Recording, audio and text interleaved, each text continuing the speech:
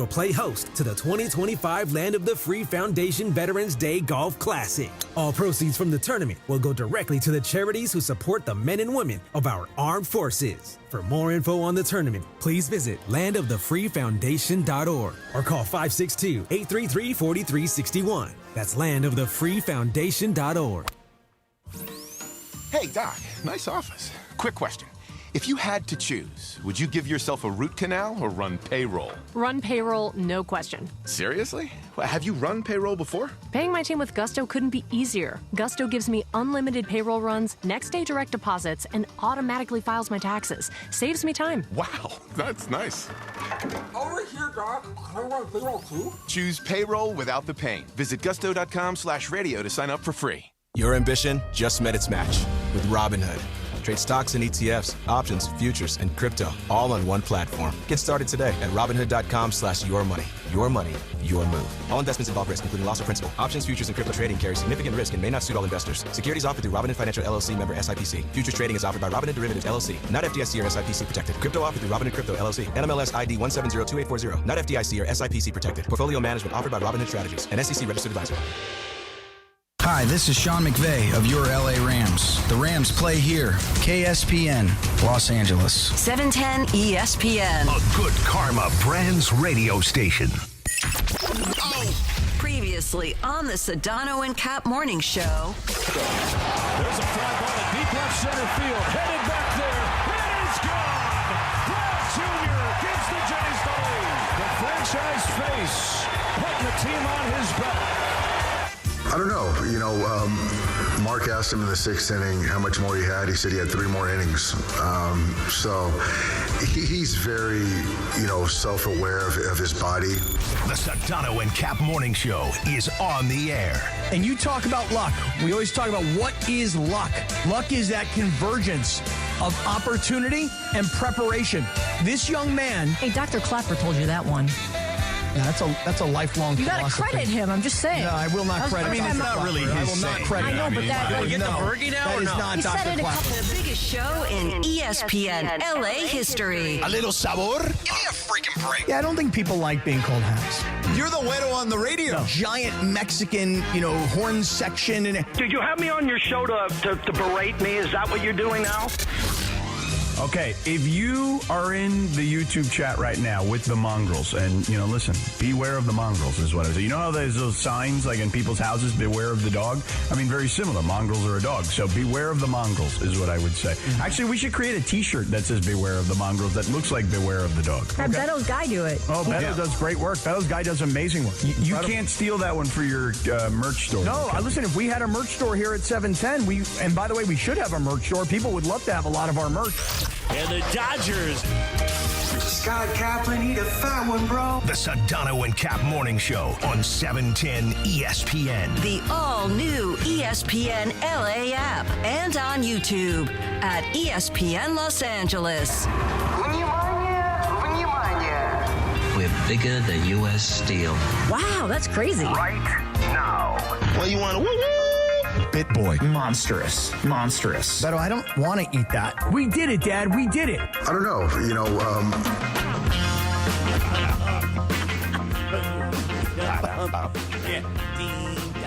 7:02 and 40 seconds. Good morning. Quack, quack. Quack, quack. I don't know. I don't know. I don't know. I don't know. I don't know. I don't know. know. Here's what we do know. There is panic in those streets, baby.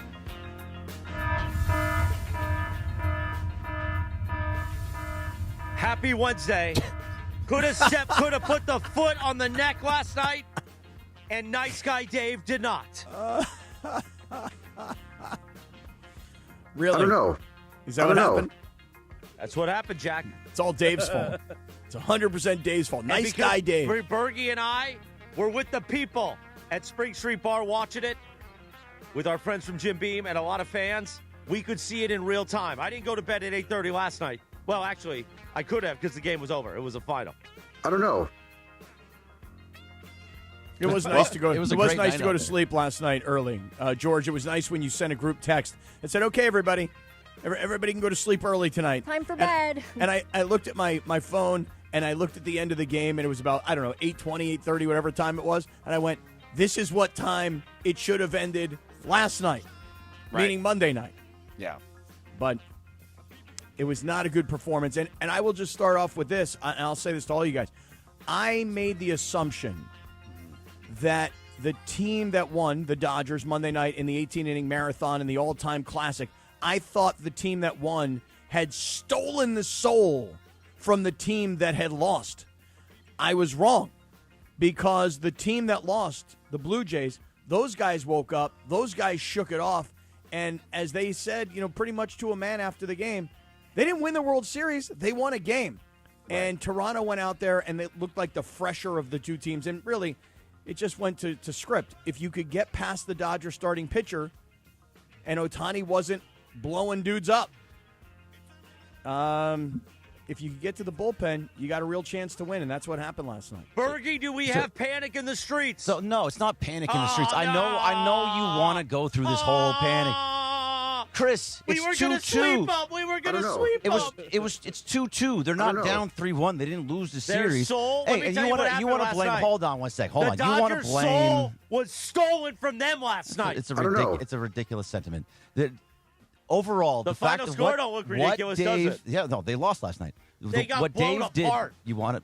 Okay, are you going to punch yourself out now too? No, go okay. ahead. Wow, I like that. Get him, Berg. Get him, Berg. Yeah. It's 7:05. Why don't you have something to say? Because you keep jumping on top of me before I right into yeah. Now it becomes well, insult. that's true. You have Berg. not let him actually speak. So go ahead and speak. That. So Get you're him, Berg. blaming Dave Roberts. You're going, Dave didn't step on their throat. First of all, there's two different things here. There's the approach at the plate. The Blue Jays have a much, much better approach at the plate right now than the Dodgers do. They are. It's seen just by Andres Jimenez in the seventh inning. Just a little flare single because he's not trying to swing for the fences with guys on base on every single at bat. Instead, he's just trying to get singles, trying to move guys along, move the line around so that you can get those 4-run innings. The Dodgers are just trying to hit home runs every single time, and you could live by the home run and die by the home run. So far this postseason, they've lived by the home run. And by the way, for the Dave Roberts portion of it, once it got a little bit out of hand, he did the exact right thing and didn't use the big arms in his bullpen. We don't need to see Blake Trinan. We don't need to see Anthony Bonda.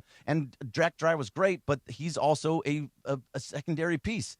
Everybody else in that bullpen is now ready to go. You have Blake Snell on the mound. There's no need at all for panic. Well, so I will say this. About that. I will say this. While you're accurate, history would say different, is what I would say. Okay? The Dodgers. The Dodgers. That's what we have to do now. We all have to say it. Like when George says the Dodgers, it takes like 5 people until we get to Boog Shambi. The Dodgers. The Dodgers. Yeah, he's the punctuation. Yes. Right. The Dodgers have had a lead in every game of the series. Okay? Which is great. But they only have 2 wins to show for it. They're the 15th team since the wild card era. Okay, so not that, a decent sample size, I would say. That's back to 1995. So what is that, 30 years? Okay? That's a decent sample size. Pretty good, George. Nice math. So they're the 15th team in the wild card era to lead each of the first 4 games of the World Series, and only the 4th to not lead the series at that point. Each of the previous 3 before them went on to lose the series. Here are those teams. The 1997, Lindsay, Cleveland team. Okay. I think they lost to the Florida Marlins that year. They did. The 2002 Giants, they lost to the Angels. Right. And the 2015 Mets. Okay. The 2015 Mets? Lost to the Kansas City Royals. There you go. The Dodgers are the 4th team. So while you're right, and Vegas still has them as the betting favorite, minus 210, I believe, to plus 170 for Toronto. History says the Dodgers. The Dodgers. History also says that the team that wins Game 3 that the Dodgers wins the series 70% of the time. History also says that if you. Right, but we're also now past Game 3. Sure, yeah. But these are what history says. So there's also one towards the Blue Jays. When a team sweeps the NLCS or CS series and the other team goes seven games, the 7-game winning team usually wins the series, has won every single series by sweeping. That didn't happen either. I gotta now say it's a this. 4-4. No, I'm I so understand, confused Greg, right but now that we're lost. at Game 4, none of that stuff you're just referencing actually matters. Like it's no longer in play. Is what Nothing I'm saying. you said mattered. Wow. Sure, I know. Sedano's Each got Nuggets game- this morning, and I'm going to be honest, Berkey. His Nuggets are a little bit more golden than yours right now. It is, but each game. So now, okay, let's. What are the Nuggets for? Let's see what happens in Game 5. I don't know. Winner in Well, Game I'll let you know when Game 5 happens. Right, because after Game 2, the winner of Game 2 also wins 70% of the time. I get it, but what I'm saying is we're now through 4 games, which means that all those numbers previous to that are out the window. Like, that's how it works. When you have a different game and the odds change and the history change and the context changes, you no longer rely on the previous information. You have new information. Bergie, hold on. Let me just ask you a question. Yeah. I always tell you that Dodger fans are a very arrogant fan base, but that arrogance has been earned. When I say that, you guys always say to me, it's okay. We're still going to win. We're still fine. It's 2-2 in the World Series. Okay. After after the previous night's game, yesterday's show was all about, wow, what an inspirational group of guys who make plays, guys who come in that weren't expected, guys who have stories. Yeah, we all went Radio Ronaldo yesterday. But now the series is tied at 2 apiece. And the issue is that we have this expectation that every time a guy like Ohtani takes the mound, he's going to knock out 10 guys and he's going to hit 3 home runs. We have an expectation that every time Blake Snell goes out, he's going to go 8 innings and he's going to strike out everybody and he's going to have a historic performance. I would say to you that I've been going back early this morning and I've been looking at Blake Snell throughout these entire playoffs. I will just tell you this. I'm worried about Blake Snell's performance today because if Blake Snell doesn't go deep into this game and you do get to this bullpen and this bullpen doesn't perform, this team could be in trouble. And by the way, if the Dodgers go back to Toronto 3-2 and they're down 3-2, they're in big trouble because you saw what Toronto did in the previous round when they were down 3-2 and they came home and they won the final 2 games against Seattle. I think that the Dodgers better freaking win today's game or they're in massive trouble. So I think there's a little bit more to that because Game 6 starter is Yoshinobu Yamamoto, who just had a complete game. So you feel really good about that game. But just give me a quick timeout on that, real quick. Sure. See, that's my point, is that your expectation is he's going to go and pitch another complete game. Basically. Correct. No, Correct. I don't expect a complete game. I never expect you a complete game. A great performance, though, because he's given you back-to-back complete games, sure, and they've been incredible. What happens if Snell isn't great? What happens if Yamamoto isn't great? What happens if Ohtani isn't great? Well, we saw it last night. Well, he was good. He was real good. But then he got to the bullpen, and the bullpen gave up a bunch of runs. Yeah. So there's Ohtani. First of all, the Ohtani portion of all of it is that the Dodgers are right now relying way, way too heavily on Ohtani to just do absolutely everything. He has to pitch 7 innings and have 10 strikeouts. He has to get 3 home runs. If he doesn't get home runs, this team, or even get on base, this team does nothing right now. We're way too Ohtani reliant, and that is a very, very real thing. When it comes to Yamamoto, though, I don't expect him to go full. I expect him to have a good game because every time he has a big game, he shows up. He is that guy that shows up for you whenever you need him. So I do trust that he's going to have a good game. If you go Yamamoto to Sasaki, that's really good. If you go Yamamoto, if Sasaki has to go too, he can. There's just different ways to go about it. It's not that I feel like, yes, we've absolutely won this. This is going to be a real series. This is a real series. It's a best of 3. And this team can win 2 of 3 games. They've done it very, very many times before. Yeah, I do like the Blue Jays' approach better than the Dodgers. Listen, they are not even letting things get to a second strike right now. Like hell, not even alone sometimes a second pitch. They are doing the thing that Milwaukee tried to do in their series, but couldn't do it successfully. And they're I think Verducci called it their fast break offense, right, yesterday. And that's it. Like they're being aggressive at the plate. Yeah, I'll just tell you guys this. So Blake Snell, I look back to this first game in this series where the Blue Jays won 11-4. Blake Snell went 5 innings. He gave up 8 hits, 5 earned runs.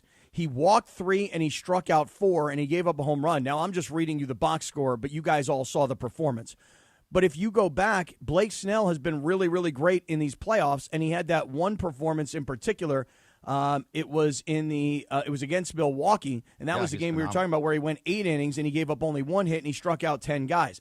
Blake Snell is not traditionally through his career, and he's had a great career. 2 Cy Youngs, a no-hitter when he was with the San Francisco Giants. Blake Snell is a great pitcher, but Blake Snell's career has generally been as a 5-inning type of guy. We've seen the very, very, very best of Blake Snell in the game against Milwaukee. Frankly, when you're that good, you don't really get much better. And I'm very worried about Blake Snell's performance tonight because if Blake Snell can't go deep into this game and the Dodger bullpen comes in, they may blow it. But, Bergie, to your point, home runs, they cover warts. Home runs win games and make you forget about all the bad at-bats and the lack of production. The offense of this Dodger team has not been good the entire postseason. It hasn't. To their credit, they have found ways to win series and win games. But the fact of the matter is, the offense, which is what carried this team, has not been good so far in the postseason. Meanwhile, the Blue Jays are the opposite. They've now won 7 games by over 4 runs during this postseason. Only the 2023 Rangers and 2010 Rangers have done that. And so, they are a legit offense you have to worry about, to Cappy's point. And if Blake Snell, who historically is not a guy that goes deep into games, has to come out because he has an average start. We're not saying he even gets shelled. He just has an average start where, let's say, it's 2-2 at the end of 5 or 6 where he has to get out. And then you have to rely on that bullpen, which gave you the miracle run 2 nights ago, but then started to look more like themselves yesterday. Yeah, that's when you have to worry at least a little bit. So Anthony Bonda, the 2 guys in the bullpen you're talking about, Anthony Bonda and Blake Trinan, they were, you love the word trust tree, they were at the very top of the trust tree coming into the season. And as the season went on, both of them dropped pretty heavily. So when they went in last night, they were really the only guys available because of the night before. Now you have Justin Robleski, who looked really, really good the other night. You can go back to Emmett Sheehan. You can go back to Edgardo Henriquez, who looked really, really good the other night. Possibly even a Will Klein, although 4 innings, probably too many to go pitch him again. But at the same time, Blake Snell, you said you went through his numbers from this postseason. Mm-hmm. Against Cincinnati, he went 7 innings and gave up 2 runs.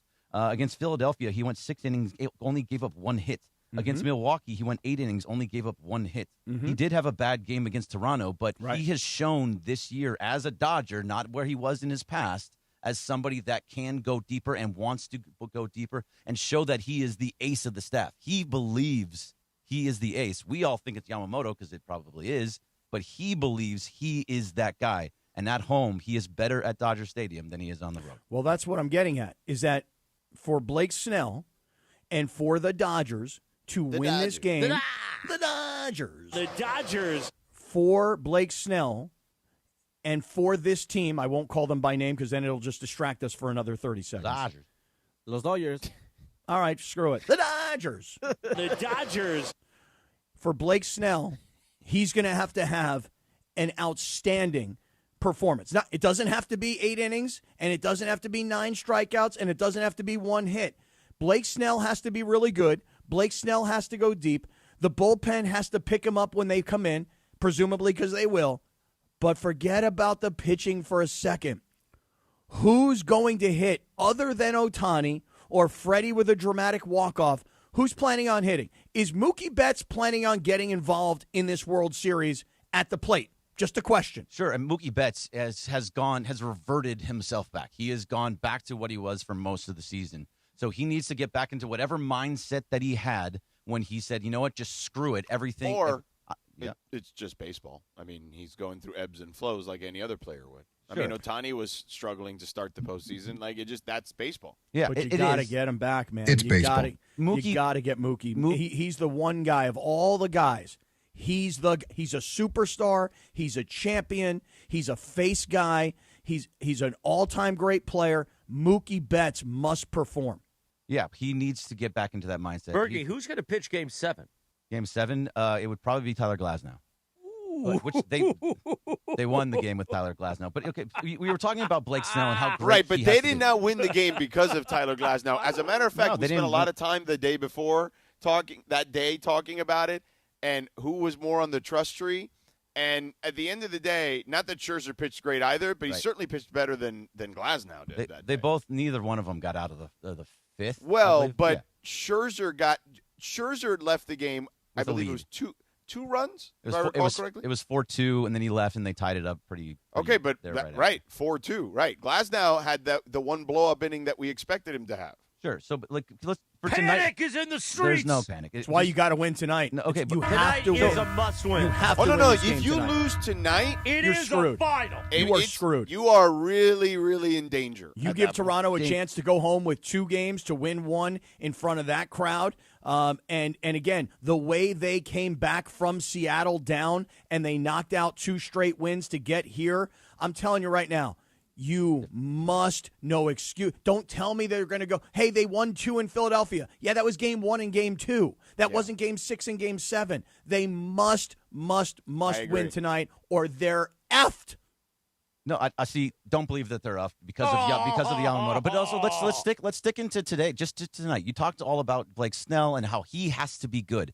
Let's go back to game 1 just a little bit when you had Treya Savage on the mound. How about this? How about you save that for the other side? Oh, that's what's called the Would you do tease that? out of the Would you Golden save Nuggets. that? Would you save I that? can. I The can. Golden Nuggets teasing Let's go. you. He's going to go back to game 1. That's what we're doing. We're going back to game 1. That's what you guys did with Birdie, Snell, so I'm going to Birdie, do you the got- same thing. No, Birdie, but I'm saying like you that. gotta be Blake wait, Snell first of all, today. why are you getting defensive? That's No, actually because a good he tease to he be- feels to like be he's at. 1 against 3. Bergie, you got to be Blake Snell today. We need 8 innings out of you. You're we like need all of 9 you are coming against strikeouts. me. We need Yeah, 1. it is You like got the- to be a dog, Bergie. It's like that a opening bullpen scene. dog. It's like the opening of RoboCop. We're all just shooting him before he becomes a robot. 7:20. Good morning. The Sedano and Kap Morning Show on a wacky Wednesday. You know what's wacky? Dodgers pitching. That's what's wacky, man. Sedano's got those Golden Nuggets, but first, let me tell you this. YouTube TV customers, you could lose ESPN and the sports you love, including college football, college game day, Monday Night Football, NBA, college basketball, and more. Take action, sucker. Go to keepmynetworks.com. Keepmynetworks.com to keep ESPN. I got one more thing to tell you. What's on tap today on ESPN LA? The Lakers are on the road tonight to take on the Minnesota Timberwolves. It's cold in Minnesota. The Toyota Lakers Countdown with Better Duran begins at 5 p.m. with tip-off at 6:30. Hear it for your afternoon drive on 7:10 a.m. or in crystal clear digital audio on the ESPN LA app. Thanks to Michelob Ultra, a superior taste worth playing for. Official beer sponsor of the Los Angeles Lakers. Please enjoy responsibly. I haven't even had espresso yet. How about that? Wake up, suckers, mongrels. And I'm in the YouTube chat fighting too. I love it. We are back in 2.5 minutes from right now. The Sedano and Kap Morning Show. We'd like to thank our founding partner, Avner Gatt, your trusted Los Angeles public adjuster. Call Avner directly at 818-917-5256 for help with your insurance claim. This is the Sedano and Kap Morning Show. Hey guys, Cappy here. When disaster strikes, you expect your insurance company to be there for you, but often they look for ways to underpay your claim. If you're feeling abandoned, pushed to use low-rated contractors, or ignored after years of loyalty, we protect homeowners from the games and fine print that insurance companies are known for. Contact Avner Gatt, one of California's largest public adjusting firms. Visit avnergatt.com or call 818-917-5256. With a team that has the industry's know-how, including experience from the insurance side, Avner Gatt is ready to fight for you. With over 20 years of experience, they offer a free initial consultation and have the largest network of experts to evaluate your damages. Remember, size, experience, and expertise matter. Don't let your insurance company leave you in the dark. Call Avner Gatt, 818-917-5256, or visit avnergatt.com today. Avner Gatt, your claim, our game.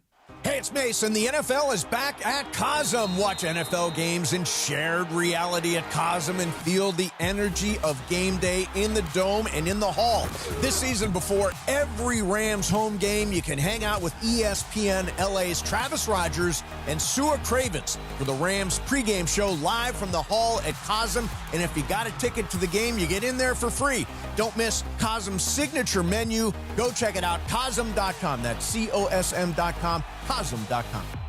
The Dodgers. Accident or injury, call Jacob and Ronnie. Call Jacob. Winning matters, especially after an accident. At calljacob.com, we're here for you when you need a big win. After an accident, go to calljacob.com or call 844-24-JACOB. That's 844-24-JACOB. At AT&T, we guarantee our network so you can talk college football with your BFF while taking Buster to the vet.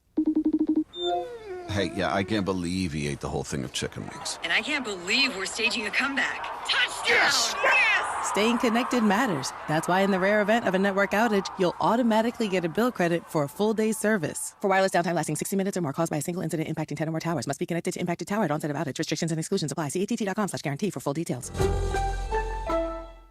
The post-career day press conference, brought to you by Progressive. Anthony, can you tell us what happened during career day? I'm a biomedical researcher. The kids just weren't impressed. How did you feel when your son called in the backup? Embarrassed, and I knew it would be a fireman. It's always a fireman. It's cliche, but a crowd favorite. He had an axe and everything. I can't compete with that. And will the fireman be helping your son with his science fair project? Hope not. I'm literally a scientist. Like it or not, sometimes you need a backup. That's why there's Progressive to protect your home and auto. Progressive Casualty Insurance Company affiliates and other insurers. Not available in all states or situations. Hey, this is Rich Eisen. You're starting your day with the Sedano and Kap Morning Show on ESPN LA. Don't forget my show. The Rich Eisen Show is coming up this morning at 9 on 710 ESPN and the all-new ESPN LA app. Now, back to the Sedano and Kap Morning Show. 7:25, good morning. The Sedano and Kap Morning Show on a Wednesday. On this day in 2018, the number one R&B song, Travis Scott, along with Drake. Sicko mode, Cappy. Oh, yeah. Yeah. I break out those Travis Scott Nikes every now and again. There's sicko mode on my feet. I got to be honest with you. I know everybody thinks they're super cool, but they're so uncomfortable. I got to be honest. You got to just stay consistent. I got brand new Skechers every day this week, and I love it. And now I got Stephanie at Skechers, and guess what? Yeah. You know who's next for his birthday in a few weeks? Tell me. Otis. No, that's going to be good. Otis the Not Bunny Odie? could use Skechers. The Mooch. The Mooch? Mucho's birthday is coming up in a few weeks, November 21st. You're gonna get We're him- putting Mucho in Skechers. Oh, I thought you were going to get him Travis Scott. No, don't get them. They're uncomfortable. I'll tell you right now. He those already did Skechers are years the in most comfortable. sicko mode. He already did his years in sicko mode. They are the most comfortable shoes. I need some new ones. I was jealous of your new Skechers yesterday. Meanwhile, let us get to the tease. Bergie tried to put out his nuggets and say his were bigger than Sedano's, and Sedano fought back with those golden nuggets. Bergie, what do you got? So you guys were talking a lot about Blake Snell in Game 1 and how he gave up 5 runs and all the things that he was doing. Trey Savage is who's starting for the Blue Jays. It's the same situation. He only went 4 innings in that game, and it was a really stressful 4 innings for that guy. He had 15 base runners during that time. He only gave up 2 runs because they just weren't able to put the ball in play and get those runs moving along. But the fact is that they were hitting him. They were seeing him, and they probably should have had him out of the game in the 2nd inning. So if they can still find that same thing, he's a young guy. You did your whole Radio Rinaldi about him earlier in the year, from April in Single A to starting Game 1 of the World Series. Right. Now he's starting Game 5 of the World Series on the road. Right. At Dodger Stadium, where with a team that just lost last night because they couldn't get hits. Mm-hmm. This is a good spot for the Dodgers to get hits and get their offense moving. Okay. Very, very much. And by the way, if you do get to him, and he only goes 2, 3, 4 innings, you have to get into the bullpen of their bullpen that you've already now seen 4 times. Yeah. No, Bergie, you make valid points. I'm going to tell you, though, everything you just talked about, advantage Dodgers all the way across the board. Blake Snell is a 2-time Cy Young Award winner. Blake Snell has a no-hitter to his credit. Blake Snell is a multi-gazillion-dollar free agent acquisition, and so advantage goes to the more mature, the more experienced pitcher. Advantage in the pitching goes to the Dodgers. You've got Snell. You've got his history. He's at home. You're against a young kid who's 22 years old, and he's making like his 8th major league start, and it happens to be on the road against the Dodgers. The Dodgers. All the advantages go towards L.A. All the advantages go to Blake Snell. My only point is that there's this thing that people do where they see Blake Snell have one brilliant performance and then they expect it the next time. Or Yamamoto goes complete game. You certainly didn't expect it the next time, and he goes complete game again. So now you have this expectation that every time he goes on the hill, he's going to be brilliant. At some point, these guys are human. They come back to earth. My biggest concern is Blake Snell needs to be better than what he was when the Dodgers lost 11-4. He's not a robot. Right. He's a human being. It's kind of like when Rocky cut Drago, and then he goes, "You see? He's not a machine. He's a man." He's exactly nice guy right. Dave. That's exactly right, George. Not even exactly Drago, right. Dave. Guess what? I will inject Dave and nice guy Dave anywhere I can today. You can. Well, here's the other thing. I don't know. Well, so maybe here's the thing about Blake Snell. So he is typically, because he's why he's thought of as a 5-inning pitcher is because they use effectively he's wild. He's wildly effective. That he is going to walk guys. He's going to live around the strike zone and get you to swing and miss at pitches that you probably shouldn't swing and miss at. And so he's going to walk a couple guys. He just feels like if I walk you, I'm going to strike out the next guy, so that's all that really matters there. He has that mindset. And every time he does have a bad outing, he comes back at the next outing and is good. So, yes, it just feels like Blake Snell is going to get past that last outing and look like the pitcher. I don't expect amazing. I don't expect 9 innings. I don't expect 8. I expect 6, 7 innings of 1 hit, no run ball. 2, 3 runs. And even if you give up 1, like 3 hits, 1 run, the Dodgers need to hit. They need to get at least 5 runs. They win when they get at least 5 runs. 2 is not going to win a World Series game. George, you just made 2 faces based on something that I just feel said. like those are very unrealistic expectations. I'm not saying he's not capable, but if that's the baseline expectation, I feel like that's a lot to ask. 6, 7 innings is. I mean, you said 6 innings of 1 hit ball. Like, you know what I'm saying? Like, I walked it back a little bit. 3 hits. Yeah, like I don't think that's a realistic expectation in the World Series. That's exactly what I'm saying. There is an expectation. You saw Snell be great, so you thought he was going to be great every time he came out. That is not reality. Listen, reality is not that Ohtani's going to hit 2 home runs and be on base 9 times. Reality is what you saw last night when they decided to pitch to Ohtani, and Ohtani went back to some of the struggles that he'd had. Listen, you just mentioned a really interesting word, Bergie. You mentioned the word mindset. Yes. Okay?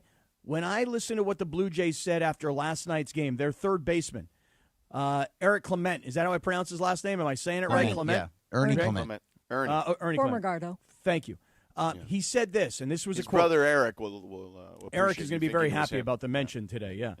Ernie Clement, he said, I think it's a quote from Herb Brooks, but we are a team of uncommon men. Now, did you guys ever see that film, Miracle on Ice? Miracle, yeah. This is it cannot called Miracle? be a team of common men because common men go nowhere. You have to be uncommon. You have to be uncommon. And that, I believe, has been the message inside the Blue Jays clubhouse. You cannot be a common man. You must be an uncommon man. We are going to draw inspiration. We are going to draw, to use your word, Bergie, mindset from Herb Brooks, Miracle. Do you believe in miracles? Yes. 1980 Olympics. Yeah. All right? By the way, I'm in mindset. Minneapolis tonight to do the Lakers. Oh, you are? And there used to be a guy, I don't know if he's still on the air here. There used to be a guy named Dan Barrero on sports radio here in Minneapolis on KFAN, which is their big station. And he used to be called the Common Man. Oh, really? Really? The Common Man, Dan Barrero. You got to be an uncommon man. That's what Ernie Clement said, and his brother Eric Clement. They both said it. We got to be uncommon men. That is what the Blue Jays walked out with last night. Hey, 18 innings. They didn't win the World Series. They won a game. We are uncommon men, and we are going to take this thing down. I'm telling you right now, Bergie, the Dodgers better freaking win tonight, or they're actually done. Oh, no. They're not Cappy. Yes. That's just a little bit too far. Still, Listen, series is not over. About Are you Greg. trying to tell me that teams That have is a never good come job. back from down 3-2? Greg. So the Blue Jays just did it in the ALCS. That's why the Dodgers would be done, because the Blue Jays just did it. Cappy and Sedano this morning are doing a Sedano. masterclass of sports radio. Unlike Nice Guy Dave, who didn't know how to put his foot on the neck, Sedano and Kap are putting that foot on Bergey's neck this morning. He told saying Mookie to if the pop Dodgers, up. if the Dodgers lose, it is a final. I mean, you did say yourself, Greg, that at this point in the season, that these teams are so good that you're not going to beat one of the other ones 3 games in a row. Yeah, well, there's only a 3-game series now. They only have to win 2 of the 3, so you don't have to. Well, win that's 3 what in a I'm row. saying. Yeah. They go down 3-2, and they not go back to Toronto, and Toronto has 2 games to win 1. I'm telling you, for all the belief that the Dodgers are far superior to everybody in baseball and they're going to ruin the game, they're going to ruin the season if they don't win tonight's game. That I'm telling you. So, Greg, well, as you know, Cappy, I'm not an absolutist like you. I do know that about you, George. It's one of the things I really love about you, the fact that you're not an absolutist. One of my favorite personality traits. But what I would say is, while I generally agree with Greg that it's not over if they lose today, it is, Greg, an incredible uphill climb at that point. Sure. It is not going to be easy. And yes, I get it. You have Yamamoto, but then you're relying on Glasnow at the end. And again, you're expecting Yamamoto to continue to pitch these gems, which, look, I'm sure they're all capable.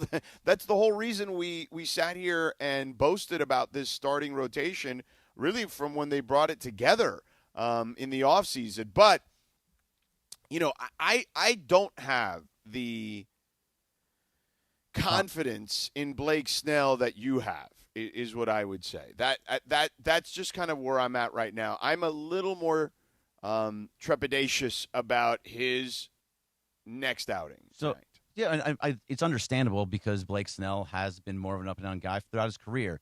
Now, if he missed 3-4 months of the season this year, and it was all basically now he's here and he's at his peak right now, and that's why he's been pitching. Because you so wanted great him to down go the stretch. 6. You wanted him to go 6 or 7, right? Yeah, I want to go 6 or 7. If he goes longer, awesome. But 6 or 7. I understand he's done that recently here in this postseason against Cincinnati and Philadelphia and Milwaukee.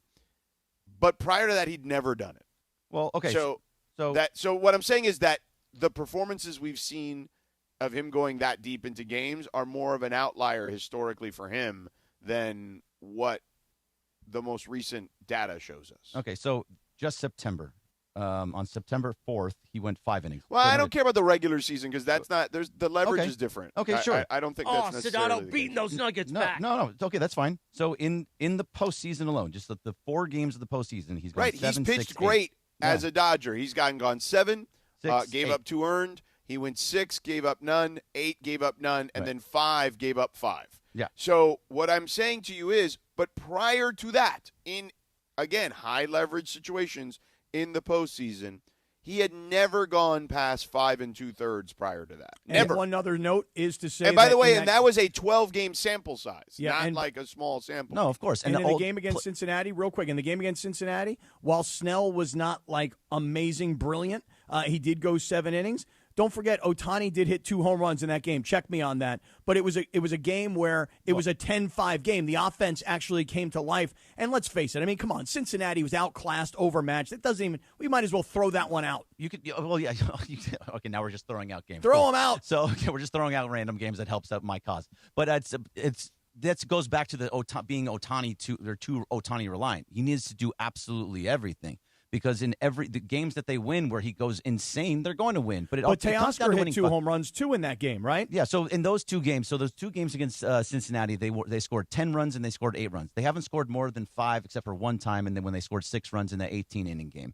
They have not scored a lot. They typically get to 5 runs. And if they get to 5 runs, they typically win as well. And now to the whole thing about being on the road, I know it's Toronto, I know it's the World Series, and I know it's a different atmosphere, but they have won 5 of 6 games on the road. Right, but not games 6 or 7. They won games 1 and games 2 in Philadelphia. They never got to game 6 or 7. I know, but what I'm saying is that winning game 1 and game 2 is a lot different than winning game 6 and game 7. Game 6 and game 7, it's all the pressure, especially if you – listen, put it this way. If the Dodgers win tonight, they're going to win the World Series. If the Dodgers lose tonight, it is a 50-50 proposition at best. Okay, you're up to 50-50 now, but also look at what Toronto has done in the postseason too. Just Seattle. They lost the first 2 at home and came back, and then they lost game 6 at home and had to win in game 7. They lost 3 home games against Seattle in that series. The Dodgers have taken one of two, and then they're going to have at least one more there. So everything about right, but every being, series is different. Like that, of course. Yeah. I'm just saying what but a team does I at think home individual versus performance is easier to potentially predict than in a baseball game than team performance. There's just too many variables. Well, to that point, then, if you are so sure about Blake Snell based on how he's pitched this postseason, then you could make the argument that Yamamoto is due for a blow-up. That's my point, is that you cannot expect Yamamoto to be this good. And just as a point of information, didn't Toronto go back to Toronto down 3-2 and win the next two games? Yes. Yes. You actually, no, you're right. You're right. Yeah, I'm sorry. so that's my point. Incorrect. Now Lindsay's got nuggets out and hitting them back at Bergie. Yeah, you're correct. Absolutely right. So Joe they did win 6 and 7. Joe Suavecito in the YouTube chat says Bergie needs a cold plunge after this segment. You going to cold plunge in the break? Okay. I'm just going to drink my coffee. All right. Cappy, tell us about our friends at Ocean Subaru, please. Boy, Bergie's on the ropes this morning, man. He is in the corner and he is fighting his way all out. 6 of you against me. Guess what? There's videos like that. They do quite well. Yeah. Hey, Bergie, listen, you got I get it all the time. I get it. You sure do. I understand. But you got to fight your way out of that corner, Jack. I'm giving you all the nuggets I got. All right. Hey, listen, let's talk about Ocean Subaru of Fullerton because they've got some deals going on right now. I want to talk to everybody about taking advantage of what Omar is putting out there for you. Omar's the general manager, 20-plus years in the U.S. Army. We salute you, Omar. We thank you for your service. But now what we really thank you for are the amazing deals at Ocean Subaru of Fullerton and the incredible, safe vehicles that you're going to put your family into. How about this? 1.9% financing on a brand-new 2025 Subaru Crosstrek Sport all-wheel drive. I've driven the Crosstrek Sport all-wheel drive. Amazing. Also, 1.9% financing long-term, man, 72 months on a brand-new 2025 Subaru Outback Premium all-wheel drive, another one of the Subaru vehicles that I have driven. Right now I'm into the Forester, which I love. One of the things I really, really love about the Subaru vehicles, I always talk about safety, reliability, all-wheel drive, versatility, all the brand new technology, everything you need in a brand new car. But I also mostly love the safety because if you're going to put your kids and your dogs and your equipment and everything else, you want everybody to be as safe as possible. So for complete details, come visit us online at oceansubaruoc.com. It's oceansubaruoc.com. Or we are on Euclid Street in Fullerton. We want you to search the inventory. Come look around. Certified pre-owned, brand new, all the Subaru vehicles that you love, and you're going to get an amazing deal. And you're going to get treated like a superstar by Omar and his team at Ocean Subaru of Fullerton. Cappy, do me a favor. Reboot during the break, please. 7:41, good morning. The Sedano and Kap Morning Show on a Wednesday. Let me tell you this, too. The World Series is on the ESPN LA app. Pre-game of Dodgers, Blue Jays, pivotal Game 5. A must-win, some may say. Starts at 4 p.m. on the ESPN LA app.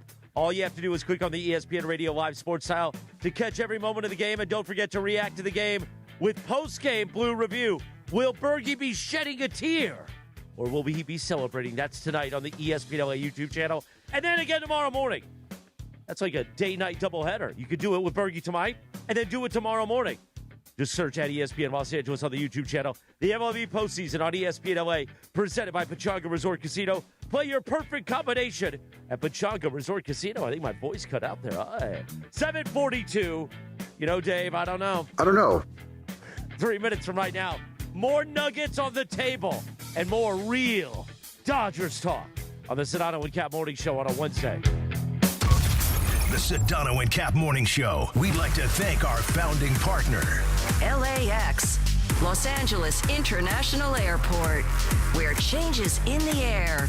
Learn more at lawa.org/ESPN. This is the Sedano and Kap Morning Show. Hey guys, it's Sedano. Los Angeles International Airport's People Mover trains begin rolling early next year as part of LAX's ongoing investments to transform and improve your travel journey. The People Mover trains will quickly move guests between their terminals and our new consolidated rental car center, metro trains and buses, economy parking, and Kiss and Fly lot. The trains will make it simple and fast to get to your LAX destination in 10 minutes or less, and trains depart every 2 minutes beginning in early 2026. Learn more at lawa.org/ESPN. Funny how my neighbors always run out of Halloween candy when I show up. Now your top reasons to visit Morongo. The baseball series is even better on our big screens. You won't miss a play. Everywhere you eat, play, and stay. Number 2. Morongo's got your Thanksgiving feast to go. Your choice of a whole turkey, glazed ham, or prime rib with sides and dessert. Order yours now. And the number 1 reason. Catch Brett Michaels' only Southern California engagement, November 21st. Good times. John Ireland here with the Hall of Famer. Saturday, Big brother. Game James Worthy for iSpot Active. Love Check it. out their website, ICEBODactive.com. This is the new concept for icing. John, I love it. iSpot Active sells form-fitted stretch shirts and pants with pockets that hold ice-cold gel packs. Everybody I know that has bought one of these things truly loves it. Got to get yours before they're sold out. Take it from James Worthy. Start feeling better today at iSpotActive.com. This cannot be a team of common men, because common men go nowhere. You have to be uncommon. With America's best lineup of hybrids from Hyundai, you get the best of both worlds, like the reliable and efficient Tucson Hybrid, backed by America's best warranty. The Hyundai Tucson Hybrid. It's the best of both worlds. Get 0% APR for 60 months or get up to $3,000 bonus cash on the Hyundai Tucson or Tucson Hybrid. See your SoCal Hyundai dealer. Offers end November 3rd. Call 714-568-7676 for details. On eBay, every find has a story. Like if you're looking for a vintage band tee, not just any tee, the band tee. You wore it everywhere until your best friend stole it. Now you're on eBay, and there it is. Same tee from the same tour. The things you love have a way of finding their way back to you, especially on eBay. Where else can you find that mint trading card you searched everywhere for, or your first car, the one you wish you never sold? It has to be eBay. Shop eBay for millions of finds, each with a story. eBay, things people love. They say a full marathon is the ultimate test. For me, it's more than a race. It's a milestone I once thought impossible. Michelle Smallman here, and I'm running my very first marathon in New York City with the support of Gainbridge and Gainbridge Assists powered by Parity. Together, we're empowering girls and women through sports and education, with grants to 32 organizations in 21 states. Every step I take is for the finish line and for the next generation chasing their dreams. Here's to 26.2 miles and a future with no limits. Mornings on ESPN LA will never be the same. Yada, yada, yada, blah, blah, blah, me, me, me, me, me. So wait, so you're hitting me with a yada, yada. What was blah, this? blah, blah, blah, and a blah. Sedano and Kap have taken over Morning Drive. Wow, that's a lot right there. Yeah. Back to the guys. 7:47. Good morning. The Sedano and Kap Morning Show. We're playing a little under pressure. It's not an OTD. And on this day, we're playing it for Berkey and for Dodger fans. 1,000 on Because one. the pressure is building. Much like my heart earlier in the year, when the pressure builds and builds and builds, and then guess what happens? Bam! That's what could happen to the Dodgers tonight. And Berkey is saying in the YouTube chat, Mongrels, defend me at 8 o'clock during the morning roll call. Defend the Dodgers. Call and defend the Dodgers. Defend me. Someone have my back in this conversation. 877-710-ESPN. We'll do the morning roll call at 8 o'clock. That's Somebody please help me. Sedano will go on the YouTube chat. And at 10 minutes after 8:10 this morning, Cappy's workout buddy, the great Adrian Gonzalez, will join us. You know what I'm surprised about, though, Bergie, this morning, is I know you want a little bit of help. Like, somebody, come on, somebody have my back a little bit here. The pressure is mounting. It's building, Cappy. You can feel it. Oh, there's no doubt. I'm telling you, if the Dodgers lose this game and they are down 3-2 and they've got to win both games in Toronto, they're in massive, massive trouble. Can they do it? Yes, they can do it. But the question is, will they do it? But here's what I'm surprised at, Berg. Yeah. Did you notice last night, George? I don't know if you noticed. I always look at who's sitting in the front row behind home plate. So you can see Mary Hart sitting off to, as you're a television viewer, you're looking to the right. You can see Mary Hart. Was her sitting lip there. quivering like Bergey's lip was quivering last segment? That wasn't quivering. That was pretty straightforward, I think. What do you think, Cappy? Was it quivering? I couldn't see in Mary's. I don't even know how to do it. I'm trying to make it happen. I just can't do it. I don't know. I don't know, actually. There it is. Goes a little bit there. Yeah. Bergie, so Mary Hart, if you're watching your television monitor, Mary Hart, shout out to you, girl. She's sitting to the far right side behind home plate, right? Now, in the opposite direction, on the left side behind home plate, George, did you happen to notice anybody sitting there that you might have looked at and gone, I wonder what he's doing there. I never see him there. That's interesting to me. Did you happen to notice that, George? No, Cappy, I don't pay attention to who's back there. Prince Harry. So Neither do I. I don't either, Sedano. Like, people always like, oh, look in the crowd. I'm like, I'm watching the game. I don't see the crowd. No. Exactly. They usually bring them up. The only reason I know Mary Hart is there is because she's always in the same seat. So, like, if there's someone new in those seats, I don't pay attention to them. Yeah. Because I feel like there's always a bunch of new people in those seats other than Mary Hart. So, again, Mary Hart, far right side, as you're looking at your television monitor, far left side, there's a guy sitting there who you never, ever, ever see there, except once a year in the World Series where he wants to be seen. And then he brings his stench of mediocrity to the front row at Dodger Stadium. I know. Who was it, Bergie? Who was it? Marlins man? No, not Marlins man. Not Marlins man. Marlins, everybody would know. Marlins, mediocrity, it all kind of went together. No. Pete Carroll? No. Not Marlins man. I wish I had Marlins man's bankroll, bro. That guy's at every great game. Everywhere. He is. I saw an interview with him. They're like, how the hell do you have money to do this? And he's like, well, first of all, I'm a lawyer. Secondly, he's a lawyer, yeah. He's like a successful lawyer. He said, I also own a bunch of commercial real estate. And he said, and I also own a crap ton of racehorses. And I'm like, wow. Here we go. Cappy's kind of guy. I got to find Marlin Man now. Yeah, although I do have bad news, just real quick. I'll get back to this. I want to get back to beating up on Bergie, so can you pay this off, please? Can you go back to who the hell was sitting there? Go. Who was sitting in the front row? Not Marlins man. He brought his stench of mediocrity, and he spread it all over the Dodgers last night. Who was it? The reason you guys didn't notice is because you don't even know who the hell he is. You don't even recognize him. He doesn't mean anything. The stench of mediocrity. You know who it was? No, tell us, please. We don't. That's 5 times already. Chargers owner Dean Spanos was sitting in the front row, bringing his stench of mediocrity all over the Dodgers last night. Don't let him in the building tonight. He's not allowed in the building. Embarrassing. Oh, you were going to talk about Prince Harry. Show up at the World Series, one game a year, sit in the front row. If we would know that, I would personally buy you. Actually, that's a lot of money, but I'd have the company buy you a ticket behind the home plate. So you could just sit next to him and record it. Oh, it'd be great. And just berate him. Like I berated JT the Brick that day. Mm-hmm. You just berate him. Did you have me so on your Cappy, show, Gene is very much like my. Is that what you're doing now? I stepped on the. Don't worry about it. Just keep going. So my girlfriend Jean is she's the same way as you. She likes to look at the crowd. So I bought her a laser pointer. So if she ever wants to show me something in the crowd, because I paid zero attention to it. I love this idea. What do you use? Like the film room in like a football facility? Hey, baby, look right there. Hey, DB number 29. What were you thinking there? What else do you guys use that laser pointer for? Bergie, I love this idea. Dog. I love this idea because I was sitting there watching the game last night with Rachel, and I go, look to your left. I go, see the MasterCard sign? Look right above the MasterCard sign at the bald guy in the blue shirt, and she couldn't see it. Like, I kept describing it to her. I need a laser pointer to go right there. Dean Spanos. Rachel needs to get you a laser pointer. Right. Yeah, owner if you of bring the out Chargers. a laser pointer to Rachel, that should go over well. I just love the fact that not one of you guys recognize him because nobody knows who he is. Why is he sitting there? Because it's the Chargers. Who cares? Well, that's my point. Anyway, let's get back to what did we tease? We talked about Adrian Gonzalez joining us at 8:10 this morning. He's going to join us next. What kind of nuggets is he going to have, Cappy? I don't know. I'll be curious to hear what Adrian has to say, George, about how important tonight's game is. Because I think, look, even if the Dodgers were to lose, the Dodger fan base and Dave Roberts and everybody else might believe, hey, it's 2 games. We can go win 2 games, no problem.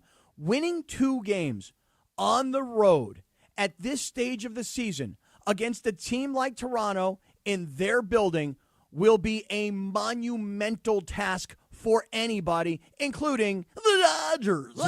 James Porras on Twitter makes a great point. Different sport, but the Lakers were down 2-3 and going back to Boston for Games 6 and 7 and defeated the Celtics in Game 7. Right, but that's Garden. basketball. Yeah, that's different sports. But it's a tough place to play. The Lakers typically don't do well at the Garden. That's what we're doing to defend this. Is the Lakers Celtics? I am just calling out James Porras, who had my back. Let's cleanse the palate here. 7:33. Shinato, tell us about our friend Dan and the whole gang at Cadillac in Beverly Hills. All right, Christopher. Well, listen, we know about this incredible partnership that we have with our friends at Cadillac of Beverly Hills. And if you haven't been there yet, you should go, okay? It's very simple. It is the most beautiful dealership you'll ever find at 8767 Wilshire Boulevard. You can also check it out on the web at CadillacBeverlyHills.com. And, again, you know Cadillac, but when was the last time you've driven one? Well, I've been lucky enough to drive one basically for the last couple of months. I drove first the Vistic, which is unbelievable. Like, it's like a smaller version of an Escalade. It's a 7-seater, and my wife is in love with it. She already wants it. We're going to get it. It is one of the most impressive vehicles I've ever been in, okay? And for her, it's perfect because she can, take the kids around to their different activities, and, you got stuff in the back that you have to throw, whether it's a, baseball bat and bags and all sorts of stuff. And for my daughter, her crafts and her clothing that she sews and then goes to do theater school and all that stuff. Like, there's a million things in my wife's car. So this car is not only a 7-seater, but has a big enough trunk to make sure all the stuff is in there. And it drives like a dream, like all Cadillacs do. I've been driving the Escalade IQ most recently. That's the Big Daddy, okay? So Big Daddy needed a Big Daddy car. And I'll tell you this, I feel like I am the captain of a ship when I drive this car, okay? Because it drives so smooth. It's literally like I am sitting on a cloud while I'm driving this car. And this new lineup of Cadillac EVs, sedans, and SUVs define luxury at the top of its game. I've been in the EVs, I've been in the sedans, I've been in the SUVs now, and I'm telling you, you can find them all at Cadillac of Beverly Hills, and you should go out there and get it. And if you're a family who's looking to get a teen driver, all these cars have teen driver mode, which to me is very important because, A, it doesn't let you even start the car if the seatbelt's not on, and B, it literally, to use a Cappy word, does not let you drive 1 mile over the speed limit when you're in teen driver mode. So check out the new lineup of Cadillac EVs, sedans, and SUVs at Cadillac of Beverly Hills. Go in and say hello to Dan and Tony and the incredible team at Cadillac of Beverly Hills. Check out their beautiful showroom and the beautiful vehicles to match. 8767 Wilshire Boulevard in Beverly Hills. That's 8767 Wilshire Boulevard in Beverly Hills. And on the web at CadillacBeverlyHills.com. Thank you, Sedano. 7:55. We'll stay here for just a few moments. So, Berkey, the great Kobe Walsh, one of our MCs, checks in about your little nugget there. He says, actually, against the Celtics in 2010, the Lakers played games 6 and 7 at home. I don't know what season he's talking about. I'm just reading the James Porras tweet. I'm just telling you. Yeah, of your course. nugget has gotten blown out of the water. Well, it doesn't say the year. It just says the I'm Lakers just saying. were down By the way, 2-3. I like when we go to the Sedano one shot because you can see his hotel room mattress in there. And it's nicely made. It is. It doesn't freak me out, and it's white. It's all white. I like the background. I really, really like the background. I like the George, background, too. Yeah. But what I'm saying is you could tell he knew that would be in the shot this morning. So he said, I'm going to make sure it looks like I mildly slept. Right. But it's not discombobulation. No. He didn't make the bed as if housekeeping came in and Exactly. made the bed. He straightened up the bed for our benefit. And, George, let me tell you something. I actually really appreciate that. But let me just get back to one thing, Bergie. I want to tell you something. I picked the Dodgers to win the World Series in 7. So my prediction, at least from where I stand, it's still going on here. But I'm telling you right now, they got to win tonight. They go back to Toronto. Toronto's got all the emotion. They got their fans. They slept in their own beds. They drove their own cars. They're feeling good in Game 6, and we're going to get to Game 7. But the Dodgers, to win this thing, must freaking win. It's called an MFW. Must freaking win tonight. I thought that's something you saw in East LA last week at MFW. Yeah, I may have. It helps. It's better if they win 100%, but it is not must. I'm going Ireland. I'm going Ireland. Oh, that's I'm going always Ireland. good. Go Ireland. It's not must win. It is not a must win. 7:57. They just should win. As we heard in Rocky IV, there's no easy way out. The pressure is building, nice guy Dave. I don't know. You didn't step on the net last night, you gutless bum. And guess what? You must win tonight. Who will pitch Game 7? Will anybody defend Bergie on the phone lines as we get ready for the morning roll call? 877-710-ESPN. 877-710-ESPN. We'll do the morning roll call. Sedano will jump in with the mongrels in the YouTube chat. And we will get ready for Adrian Gonzalez, Cappy's workout buddy, to join us at 8:10 this morning. Oh, legal ID? You want a legal right here? It is 710 ESPN, KSPN Los Angeles, a Good Karma Brands radio station. We're back in 3.5 minutes. Oh, I got to do one more read? Is that what you're telling me? Stand by.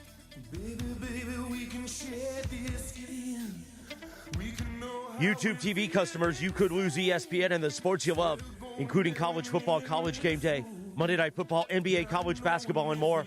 Take action. Go to keepmynetworks.com. Keepmynetworks.com to keep ESPN. Come on, nice guy Dave. Bring it home. 877-710-ESPN. We'll take your calls next. Defend Bergie. He needs a friend today. There's no easy way out. There's no shortcut home. The Sedano and Kap Morning Show. We'd like to thank our founding partner. Call Jacob. Call Jacob at 844-24-JACOB. 844-24-JACOB. Or visit calljacob.com. This is the Sedano and Kap Morning Show. This is the Doctor in the Dugout with Dr. Alan Byer, presented by Hoag Orthopedic Institute. I'm often asked about people who suffer their first back injury, think they've pulled a muscle in their back, and they don't stretch enough as far as their back is concerned. So when do you seek care from a doctor when you've sustained a back injury? At Hoag Orthopedic Institute, we like to tell people that the most important thing is to watch and see if that back pain is radiating down your leg, causing any numbness, causing any weakness, or any bowel or bladder dysfunction. These are surgical problems usually and require a more urgent visit to the emergency room rather than waiting to see the doctor. If none of these signs are present, it's safe to wait it out, rest for a few days, and seek medical care from your doctor within a week or so. Hope that helps. Keep stretching your back. If that doesn't get better in a week or 10 days, that's when it's time to seek the orthopedic specialist. Hope this keeps you on the field, and keep listening. We'll be back soon. Keep listening for more on the road to recovery right here on 710 ESPN. Hey, it's Mason. The NFL is back at Cosm. Watch NFL games in shared reality at Cosm and feel the energy of game day in the Dome and in the Hall. This season, before every Rams home game, you can hang out with ESPN LA's Travis Rogers and Sua Cravens for the Rams pregame show live from the Hall at Cosm. And if you got a ticket to the game, you get in there for free. Don't miss Cosm's signature menu. Go check it out, Cosm.com. That's COSM.com, Cosm.com. In a world where drivers pay too much and finding a new vehicle can feel like a struggle, it's Ocean Subaru of Fullerton. Take advantage of 1.9% financing for 63 months on a brand new 2025 Subaru Crosstrek Sport all-wheel drive, or 1.9% financing for 72 months on a brand new 2025 Subaru Outback Premium all-wheel drive. Approved credit through Subaru Motors Finance. Not all buyers or vehicles will qualify. Plus tax, tag, title, and dock fee. Zero security deposit. Offers do not combine and are not available on previous purchases. See dealer for complete details. Expires 10/31/2025. Buenos dias. Hey guys, it's Sedano. Looking to score big on flooring? Kick off your project with Hernandez Wholesale Flooring. Every day's a win. No gimmicks, no markups, just the wholesale deals on every surface. Call 866-62-FLOOR or visit them on the web, hernandezwholesaleflooring.net. No sale beats wholesale.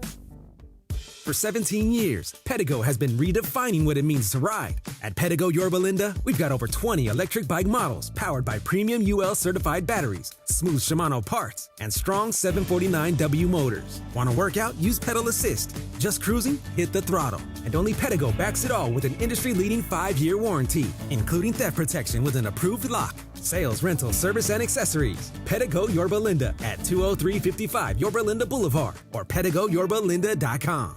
Support comes from Clean Power Alliance, providing 3 million residents and businesses clean electricity options. On every road with every light we turn on, we can choose clean energy. Change is electric. Learn more at cleanpoweralliance.org/changeiselectric. Individuals and businesses with tax problems, listen carefully. Do you feel like you're losing control of your finances? If you owe over $10,000 in back taxes or have unfiled tax returns, we can help you take back control. The IRS is the largest and most aggressive collection agency in the world, and they can seize your bank accounts, garnish your paycheck, close your business, and file criminal charges. Take control of your tax problem now by calling the experts at U.S. Tax Shield and take advantage of the Fresh Start program and new laws that may allow us to negotiate a settlement for the lowest amount possible. Our team of tax attorneys and enrolled agents can stop collections and get you protected so you can take control of your financial future. U.S. Tax Shield offers a price protection guaranteed quote to get you protected today. U.S. Tax Shield is A+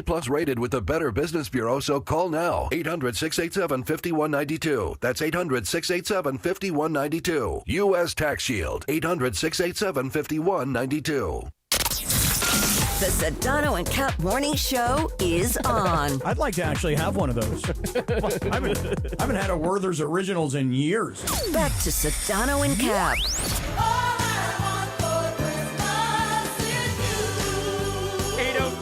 Good morning. The Sedano Kap Morning Show on a wacky Wednesday. What does Bergie want for Christmas? Somebody to call and defend the kid. But we're playing this because on this day in 1994, Mariah Carey released the song, All I Want for Christmas Is You. From a Billboard standpoint, Sedano, check me if I'm wrong, it might be the greatest selling song now of all time. Or at least with the airplay, it's possibly. Close, yeah. It's in the conversation. Oh, my goodness. I Are- can't are, wait for are Christmas. people going to call? Are people going to call today and have the back of Bergie and show some Dodger confidence? I'm showing you that there is real concern that if you don't win Game 5 tonight at home, where you have the advantage in the pitching matchup, Blake Snell, all of his experience, his credentials, the multiple Cy Young awards, et cetera, versus a kid who's really making like his 8th major league start, who's 22 years old, who's pitching on the road in front of this Dodger Stadium crowd. All the advantages go to the Dodgers. Are the fans going to speak up on Bergie's behalf? Let's find out. 8:05. Sedano's going to go to the YouTube chat with the Mongrels. It's time for the morning roll call, Cappy. And at 8:10 this morning, your workout buddy. Of course, he played for the Dodgers and the Padres. The great Adrian Gonzalez will join us. Who's the morning roll call made possible by, Cappy? It is brought to us by Morongo Casino Resort and Spa. Good times, less than 90 minutes from wherever you are. Let's find out what's going on the phones. We go north of the border. David in Toronto. David, good morning. Morning, eh? David, it's over, boys. Your bullpen is done. Snell, he's not going to go the whole game. Trey, he's going to do it. The Dodgers are done. The Jays have found the way to beat it. Get to your bullpen, and you're done. You can't do anything about it. Sorry, guys. LA, you won enough. It's Toronto time. It is a final, is what David in Toronto I love was saying. it. Get overconfident, Jays fan. Get overconfident. You won 2 games. Congratulations. Get overconfident. That's a good thing. Get him, Greg. Get him. Yeah, get him, Bergie. Thank David you. in Toronto. Finally, thank you. Jorge. Luis in Valencia. Maybe he's got Bergie. Our friend P1 listener, Luis in Valencia. Good morning. Bergie, it's all right, dude. Hey, they literally had you lay out your nuggets today so that they could berate you. You're just getting teamed up. It's all right. It's all good. I don't think it's a must-win, but I am a little concerned with Blake. I mean, I know he's got a lot of experience, but I don't know. After the late night game the other night, he looked exhausted yesterday. He didn't look like he slept a wink. So I don't know. I got a little bit of confidence in him tonight. I would rather see Yoshi on there. But, again, it's not a must-win, but we definitely don't want to go to Toronto down 3-2. So we got to take it as we get it. You bring up a good point. Honestly, go back to the previous game, Game 1 of this World Series, and look at the video of Blake Snell pitching. Look at the close-ups of his face. I don't know what it was. For whatever reason, maybe it was like ultra-high definition 1080. I don't know what it was. You could see the bags under his eyes, and it just looked very noticeable to me that in Game 1 of this World Series, he looked wiped out, exhausted on his face. And it was an observation that I made during the game. I should have brought it up, but I don't know, man. You got to get Blake Snell to give you a big-time performance. He doesn't have to go 8 innings. He doesn't have to strike out 10 dudes. He doesn't have to pitch one hit ball. But Blake Snell needs to go deep to protect this bullpen. And, oh, by the way, the bats need to wake up. The morning roll call continues. Will Pedro in Inglewood have Bergie's back? Good morning, Pedro. No, I will not have Bergie's back, Morales. This is Pedro, Sedano's arch enemy. But anyways, I can't believe Greg is over here. Don't get overconfident, Toronto fans. Did you hear any Toronto fans ever saying Toronto in 5? That's all I heard everywhere I went. Dodgers in 5, Dodgers in 5. Oh, Dodgers going to sweep. I'm talking about overconfident. I went to a bar last night, and I was going against the Dodgers. You should have seen how much hate and confidence there was in the bar. Just, oh, Dodgers this, Dodgers that. And then when they lost, crickets, Bergman, crickets. Later.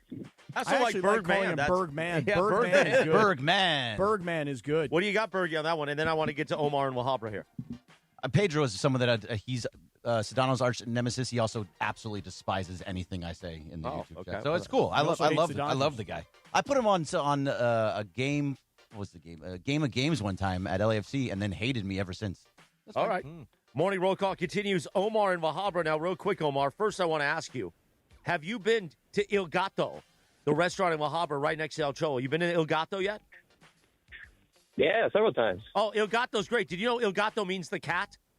Wow. I sure do. I sure do. Really showing off your heritage there, Christopher. Omar, what do you got this morning? You got Bergie's back? I do. I got Birdie's back. Thank you, Omar. First of all, first time caller to any of the shows. I'm usually a podcast listener. So great show, guys. First time listening to Sedano and Kap. But come on, Shout out guys. to you, guys brother. are You supposed got a great show, pal. We're big fans of your show. Thank you. But come on, guys. People like me wake up in the morning listening to you guys to, I know, give us some hope. But since you guys aren't going to do it, me and Bergie will. Dodgers got this. They got a bunch of full experienced teams, players. There's no way that they drop two more. Let's go Dodgers. Omar, who's pitching Game 7 for the Dodgers? The one and only Glass now. Okay. We'll see how that works out. We'll see how that works out. Hey, by the way, you know who's going to pitch Game 7 for the Dodgers? That's right. Exactly. I'll say it. Go. Kershaw. All right, one last call on the Morning Road call before we get to the great Adrian Gonzalez. Dante in Inglewood, up to no good. Good morning, Dante. Hey, everybody. This is Dante calling from Inglewood. What's up, Dante? Look, Dodgers are going to win this. I was at Game 3, which is why my voice is like this. But Blake Snell has a 1.1 ERA on the road. At home, on the road, he has over 4 ERA. So there's no way he's not going 8 innings, punching out at least 6. All right, Dante. All right. With that kind of confidence, I'm going to go into Prize Picks and see what his numbers are. That's a good call. Go more on everything Dodger. That is your morning roll call. I'm glad somebody defended Bergie. The kid needed some help here. Why doesn't Cappy talk about Avner Gatt? Yeah, now? let's Because get to that Avner segment Gatt was real so quick. bad. Tell us Let's about talk our about friend- something good. Oh, hold on. Let me put my Avner Gatt hat on over my Felix the Cat hat. Go ahead, Cappy. That is not a failed segment. That was an outstanding segment, and there were a couple of decent calls in there. Not bad, everybody. Hey, let's talk about something serious for a quick second here. Hey, if you are on your commute to work right now and you're stuck in traffic, let me just tell you something. You get to work, you go to turn on your computer, and your computer doesn't turn on, or maybe you leave your computer on all night, and then you get in, you start clicking the mouse, you start hitting the keyboard, and you ain't got nothing. You find out, hey, man, my files seem locked, my data seems to be frozen, my computer has been hacked. If you've been hacked in your life, if you've been scammed in your life, you know what this can do to you personally, professionally, emotionally, financially. It is a bad deal. It could be like hundreds of thousands of dollars. Not to mention all just like what it does to your head.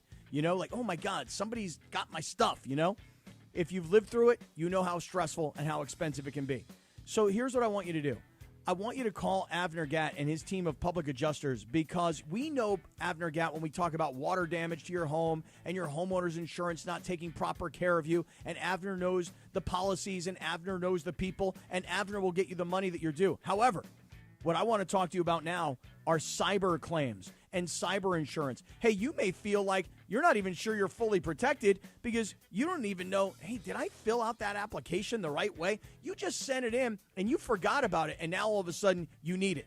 So listen, call Avner Gatt, 818-917-5256, 818-917-5256, because being hacked is a real thing, and you don't want to be late on this. I'm telling you right now, do not wait, because it will be too late. Call Avner Gatt. He can even help you right now, just to make sure you did fill out that insurance application correctly. 818-917-5256, AvnerGatt.com. You call, Avner answers. You'll know it's him when you hear, hello. Thank you, Cappy. 8:12 in the morning. I believe we're efforting Adrian Gonzalez now. I think we had him on hold, and then he hung up, and he said, you know what? I know that Bergie is gutless, and I don't want to deal with it. No, he's going to have my back. Adrian's going to have my back completely here. He's going to agree with everything that I said. Okay. But, Cappy, do you think of Adrian Gonzalez as a Padre, a Red Sox, or a Dodger? A Dodger. Really, a Dodger. I always thought of him more as Dodgers. he was known more as a Padre, no? Well, I think Adrian Gonzalez is from San Diego. He was the number 1 overall pick in the draft, I want to say, by the Texas Rangers right out of high school. And then he was traded to the Padres, and he had a lot of really good years for the Padres as he was coming up. But the Padres, especially back then, they were not playing the big market game. They were playing the little guy game. and they could never offer Adrian Gonzalez the kind of money that a player of his status should make. And I'll never forget doing an interview with Adrian, and I said, well, why don't you just take the hometown discount? And he said, because the guys behind me, the guys that come after me, they'll all be pissed that I set the market for them lower. So Adrian got traded. He didn't leave via free agency. He got traded from San Diego to Boston, and then he got traded from Boston to the Dodgers. And I think the bulk of his success was with the Dodgers, not to mention he has worked in the Dodgers front office. He worked as a special assistant to Andrew Friedman. He is now part of the Spectrum telecast team. So to me, Adrian Gonzalez he's an LA resident. He is much more a Dodger than he is a Padre. All right, I love that because I mean he had some good years with the Dodgers too. I just because I think maybe he started as a Padre and he had such good years down there. I was like, God, this guy is so good that I thought of him more as there. Lindsay, just so you know, Adrian's telling me that he's calling and no one's answering. So how that's probably because he's calling a listener line. I don't know how exactly, but I will. I believe she's talking to him now. So Adrian will join us in just a moment. You gave him the listener line? I did not. I only gave Lindsay his number, but he said I'm calling and no one's answering. You should have probably given him the hotline. Yeah, but anyway. he was calling us while we were calling him, but he's there now. Meanwhile, the great Adrian Gonzalez now joins us on the Sedano and Kap Morning Show. Good morning, Adrian. Hey, good morning. How's it going? Sorry about that. I missed the call initially, and I was calling back at the same time. There was some confusion, but great to hear from you guys. Great to talk to you guys. Yeah. Hey, Adrian, thanks for doing this for us. Now, look, yesterday we were all so blown away by everything we had seen during the 18-inning marathon, including Yamamoto warming up and saying, hey, I will sacrifice for my team. That was the conversation yesterday. Today the conversation is, oh, my God, it's 2-2. They got to win this game. You don't want to go back to Toronto down 3-2 and have to win 2 games. Where are you on all of this? Yeah, I mean, where I am is they're still in a great position. I feel that Toronto has played 2 incredible games in order the way they have won, game 1 and 4. They've really attacked the pitching staff of the Dodgers, the pitchers, and worked the counts and done a great job in that sense. Their pitchers have, done very, very good against the Dodger hitters. I feel like the Dodger hitters have missed some opportunities. But where they are, both teams right now, I feel if you're the Dodgers, you really feel comfortable knowing that you have Snell, Yamamoto going these next 2 games. I think having those 2 guys, 2 incredible aces, in a position where you have to win 2.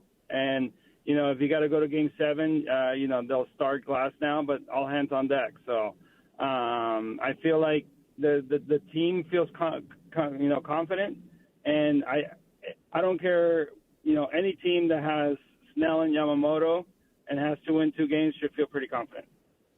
Adrian, why do you think that the Blue Jays have been so successful at the plate recently? There's been a lot of talk about their aggression at the plate. How would you describe what you're seeing from them?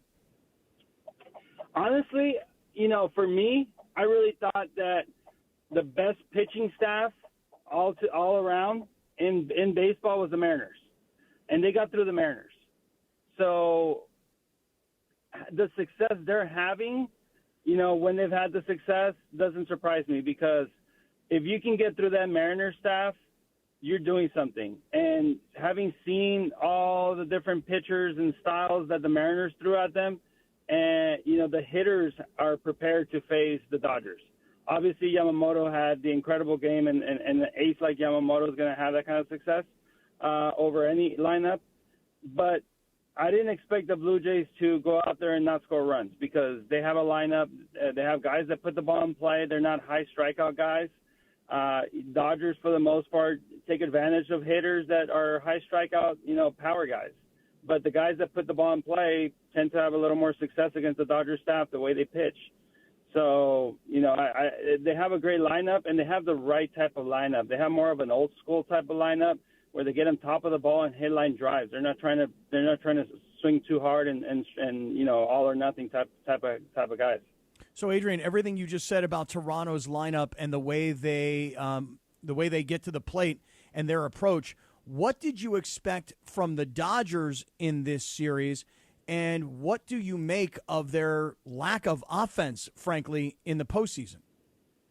Yeah, I mean, last year they won the World Series, clinging on to the bullpen.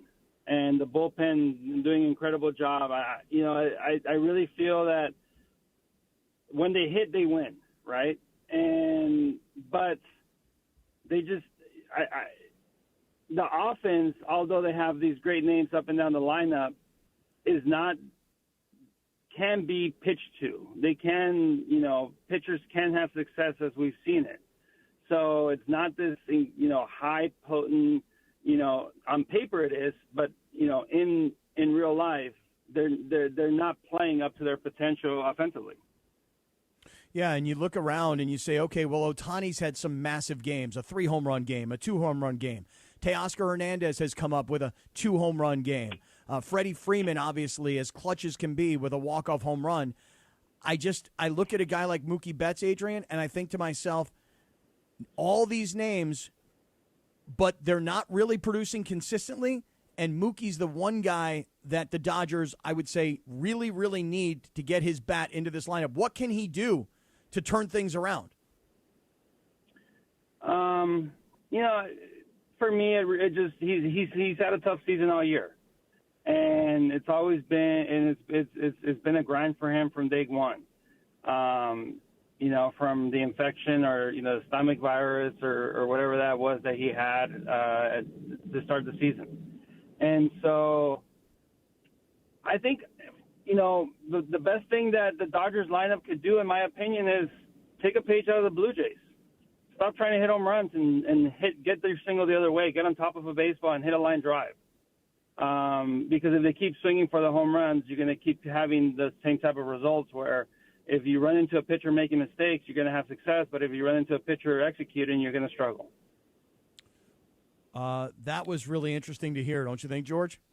Yeah, no, I would agree. I think that, look, I'm with you. I think, Adrian, that yes, that recipe works well over 162 games, but in a short series, which, look, even a 7-game series is a short series because, as you know, one play can change the dynamics of an entire series. Your approach needs to be adjusted at times. So I'm with you on that. I do think, though, it's interesting because, there's this notion that the Dodgers pitching staff, their starting pitching staff, is going to continue to pitch gems. But I just don't know how much you can rely on them in regards to just maintaining that excellence. Like, what do you believe is the most important aspect for them to win this series? Like, what is the thing that you say, like, if you were in the clubhouse today, what do you think that the scouting report would say, this is the number 1 or 2 thing that the Dodgers need to do to make sure we win this game tonight? Well, the number one thing is Snell being able to execute. He was surprisingly erratic game 1. He wasn't able to find the strike zone, always in deep counts. His command with his fastball wasn't there. So the number one thing is, hope that Snell can, get on that bump today and he's able to execute his fastball. If he can spot if he can spot his fastball, then the change of the curveball, everything plays off of that. But if he's missing with his fastball, that change up and curveball that look like strikes and end up as balls are not as effective. Yeah, because, Adrian, that's one of the things we were talking about earlier today is that there's this expectation. Snell was so good in these playoffs. I mean, that one game against Milwaukee where he went 8 innings, it was legendary. But then it's like, well, you expect him to do it the next time. And the reason I think people expect it is because Yamamoto was so good with the complete game, and then he came back when nobody thought he would, and he pitched another complete game. So, again, there's this expectation that these guys are going to be so great. For Snell tonight, I would say you got to hope that he gets deep into this game and simultaneously the Dodger bats wake up. Otherwise, they could be looking at going back to Toronto 3-2 down, and you got to win 2 games in a row at Toronto. That's a lot to ask, don't you think? That's a lot to ask, 100%, especially with your one of 2 aces are not available. So I really feel that for them to, really pull this off, it's going to come down to Snell winning and Yamamoto winning. If one of them loses, like I said, on Game 7, you're going to go all hands on deck. But we know that, Glasnow's another guy that if his fastball command isn't there, he has tendencies to struggle as well. So, really it comes down winning today, takes all the pressure off. All right. Hey, Adrian, last time we got to see you, producer Lindsay and I came down to the new pizza concept. But since then, the new taco shop opened right next door. Oh, wait, George, you're going to love the name of Adrian's taco shop. So now he's got a pizza shop and a taco shop right next door to one another. Adrian, because I haven't been to the taco shop yet, tell everybody where it is and tell everybody what's going on. Yeah, so it's right next to the pizza place, Sliceria, and Tres Dos Tres is the Mexican place. It's on Olympic and Sawtelle, northwest corner of Olympic and Sawtelle in West L.A. And really, if anybody's ever been to a Chipotle, we're just a better version of Chipotle. You go down the line, you make your burrito, your taco, your bowl, whatever you like, and you build it yourself. Pretty good, man. Pretty good, because when I go to a lot of these street taco guys, they kind of do that along the way. It is an upgraded version of Chipotle. We got to come back out there. Tres Dos Tres. That is a great name for a Mexican taco shop concept, Adrian. That's a good one. And Sliceria was great, and the pizza's outstanding. And last time we went out there, George, me and Lindsay were there, and we put Adrian on the phone with Mason in Ireland while we were there inside Sliceria. So, Adrian, we'll come back out, and we got to try the taco concept next. Awesome. We'll love it. We'll love to host you guys. Let us know when you want to come out, and we'll host you guys at the restaurants. Awesome, man. Thank you so much for joining us. And last thing, how about this? The morning show killed my workouts, Adrian. I know. Hope to see you there soon. George, do you think I could do a 5:30 workout at Adrian's house, get done at 6:30, come right to the radio station, sweaty and gross, and jump right onto the air? Yeah, go ahead. You think I should try it? He doesn't seem very disappointed that you miss his workouts now. Well, kind of listen, seems the like workouts, whatever. Why? So Chris? now I wonder: are you really friends with him, or were you just squeezing yourself into these workout classes? Well, the thing and back then you used to dump me. You'd be like, "Yeah, I can't walk with you this morning. I got Adrian Gonzalez." Well, and Adrian's like, "Yeah, whatever, Cappy. We miss you, man." The thing is he doesn't. Listen, when I'm there, it's me and him going at it. You know what I mean? It's him pushing me, getting the best out of me. And I'll tell you, he probably misses that. But on the other hand, he's probably like, where are you? Where are you to push me, man? Where are you to get more out of me? Listen, you're talking about two world-class athletes working out together early in the morning. When you need to get more out of your legal team, you know who you call shit out of. Oh, yeah, I call my guy Jacob. Look, it's very simple. You get into an accident, you call Jacob at 844-24-JACOB. You're listening to this in your car right now. You're driving. Life's moving, right? You feel fine. But accidents, they don't send a warning, man. They come out of nowhere. 1 second, you're cruising. The next second, bam! Can I get a bam? Yeah, there you go. You're hit, hurt, and confused. And the first thing you think, call the insurance company. But why? Do you really think they're on your side? They're not. They delay, they deny, they deflect. The 3 Ds, okay? Delay, deny, deflect. That's what they do. Their job is to protect their money, not your health, not your job, not your future. That's why you call the law offices of Jacob and Ronnie. 844-24-JACOB. Tell them Sedano, Mason, and the crew here at 710 sent you. Yep, you call Jacob. That's right. 844-24-JACOB. Again, tell them Sedano, Mason, and the crew at 710 sent you. Jacob fights back. He fights for you. He makes sure the bills are paid. Your pain is acknowledged. And your rights are protected. All right? So they got the 3 Ds, as I mentioned earlier, right? The insurance company, deny, deflect, and delay. He does the 3 Ps. You get paid, they acknowledge your pain, and your rights are protected. Okay? That's nice. And here's the best part. You don't pay Jacob unless he wins. Save this number now, 844-24-JACOB. That's 844-24-JACOB. 844-24-JACOB. Or visit him online at calljacob.com. Jacob and Ronnie, a trusted legal partner of the Rams, Lakers, and LAFC. Because real fighters stand together. Follow him on Instagram at call.jacob. You're in the car now. You don't need Jacob yet.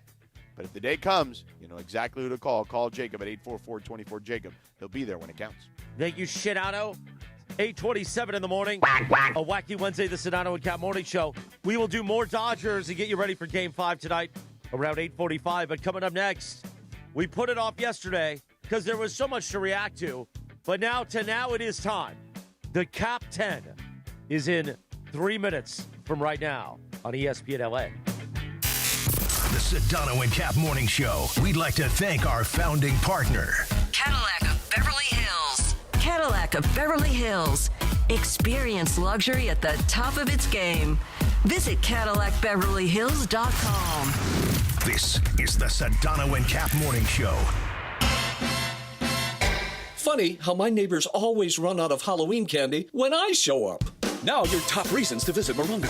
The baseball series is even better on our big screens. You won't miss a play. Everywhere you eat, play, and stay. Number 2. Morongo's got your Thanksgiving feast to go. Your choice of a whole turkey, glazed ham, or prime rib with sides and dessert. Order yours now. And the number 1 reason. Catch Brett Michaels' only Southern California engagement, November 21st. Good times.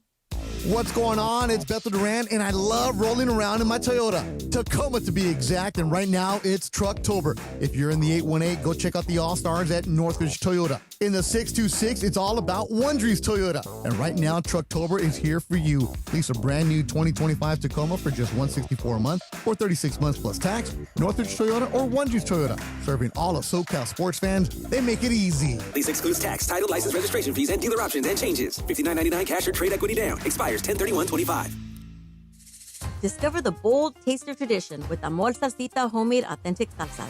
Hi, this is Jerry with Amor Salsita. From dipping your chips, marinating your favorite dish, topping your tacos, Amor Salsita brings the vibrant flavors of Mexico straight to your table. Salsas with smoky, juicy, chunky tomato, roasted tomatillos, and mango habanero flavors. Visit amorsalsita.com and discover the flavors and recipes. Pick up your Amor Salsita at any Albertsons, Vons, or Pavilions in the produce department. From our kitchen to yours, Amor in every bite. Come on, Grincha. Hey, it's Chris Morales. You know, we joke around a lot that I almost died, which I almost did. I had severe heart failure. That's when I went to a Providence hospital in the emergency room. And here's the thing about heart care. It begins with trust. That's why Providence takes the time to listen, understand, and earn yours before making any decision about your care. For me, if it wasn't for Dr. Cobb and Katie Cornella at St. Joe's in Orange, they made me trust them and they made me know. And my health and my life were going to be even better once I got out of the hospital. Providence, caring with compassion in Southern California. They say a full marathon is the ultimate test. For me, it's more than a race. It's a milestone I once thought impossible. Michelle Smallman here, and I'm running my very first marathon in New York City with the support of Gainbridge and Gainbridge Assist, powered by Parity. Together, we're empowering girls and women through sports and education, with grants to 32 organizations in 21 states. Every step I take is for the finish line and for the next generation chasing their dreams. Here's to 26.2 miles and a future with no limits. Okay, all signed up. Easy. Now let's run payroll. What the? Hey girl, I'm you with more gusto. Nice. Who's that? New social media manager, hired and onboarded with gusto. And spoiler, we're kind of famous now. Wait, we're famous? Oh, well, I'm famous. Payroll, benefits, and HR. Designed and built for small businesses. Choose a future with gusto. You're hanging out with the Sedano and Kap Morning Show. Oh, Dion. I. George Sedano. LA, baby. Scott Kaplan. What's up, LA? Yeah. What's up, LA? Hey. More Sedano and Kap right now.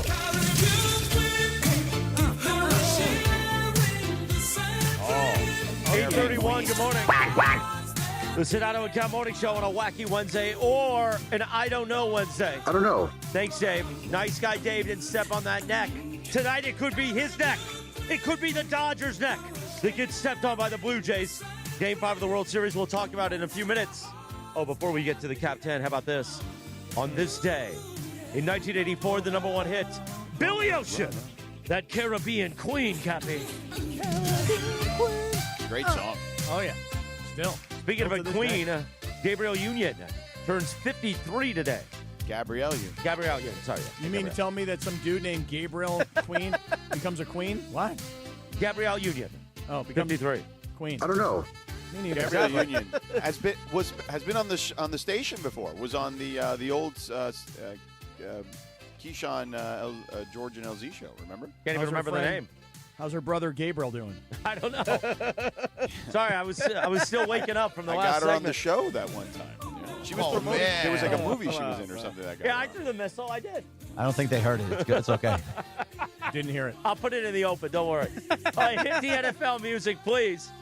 Now wait a second, Chris. I need to make a disclaimer before this week's Cap 10. George, you need to know this. The Cap 10, teams that do not play, teams that have a bye, they are not eligible to be in the Cap 10. Oh, what? It is not a power ranking. Here's why. Weird. The Rams, Oh, my God. the Lions, I don't know. the Seahawks. I mean, this is ridiculous. They are not. Listen, Rams, Lions, Seahawks, top 10 teams. But they didn't play last week.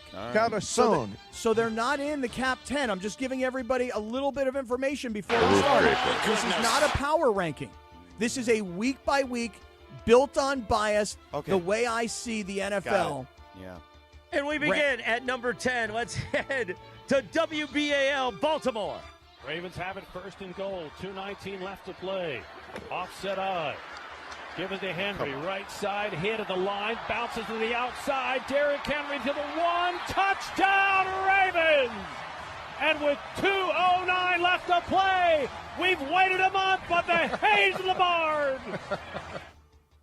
Come on, man, really? The Baltimore Ravens got to win this weekend. They're in at number 10 because here's why. The Ravens' comeback starts right now. The Ravens, their next 7 games are going to be 7-0. Lamar Jackson's coming back at Miami, at Minnesota, at Cleveland, home against the Jets. I'm telling you right now, the Ravens are about to go on a 7-game run, and the Ravens are still going to win their division. And based on this week and the teams that are not eligible, the Ravens are in at number 10 this week. Do we What do have you think some of that? golden, juicy Sedano nuggets for this or no? I don't know. Yes, I do. Okay. Derrick Henry had 2 touchdowns in that game. He has the 3rd most games in NFL history with 2 rushing TDs in an individual game behind LaDainian Tomlinson and Emmitt Smith. Beautiful. I love that George is exhausted by this, and it's only number 10. Well, he's still waking up just like I am. Number 9. No, it has nothing to do with that. It's just this is ridiculous. Like, we're doing a Cap 10 with team, and if you have a bye.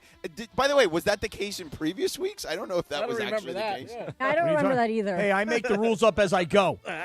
We head to number 9, and let's hear it from Westwood Play action.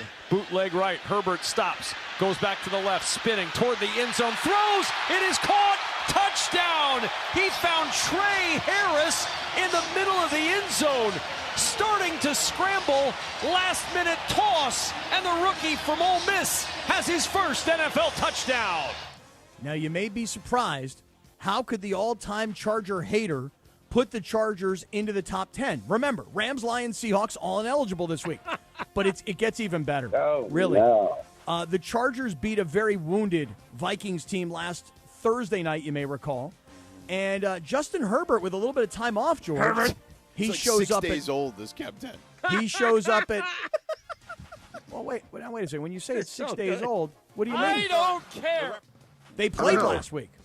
Hey, look, Justin Herbert's been showing up at Lakers games with his girlfriend, been showing up with Dodger games with his girlfriend.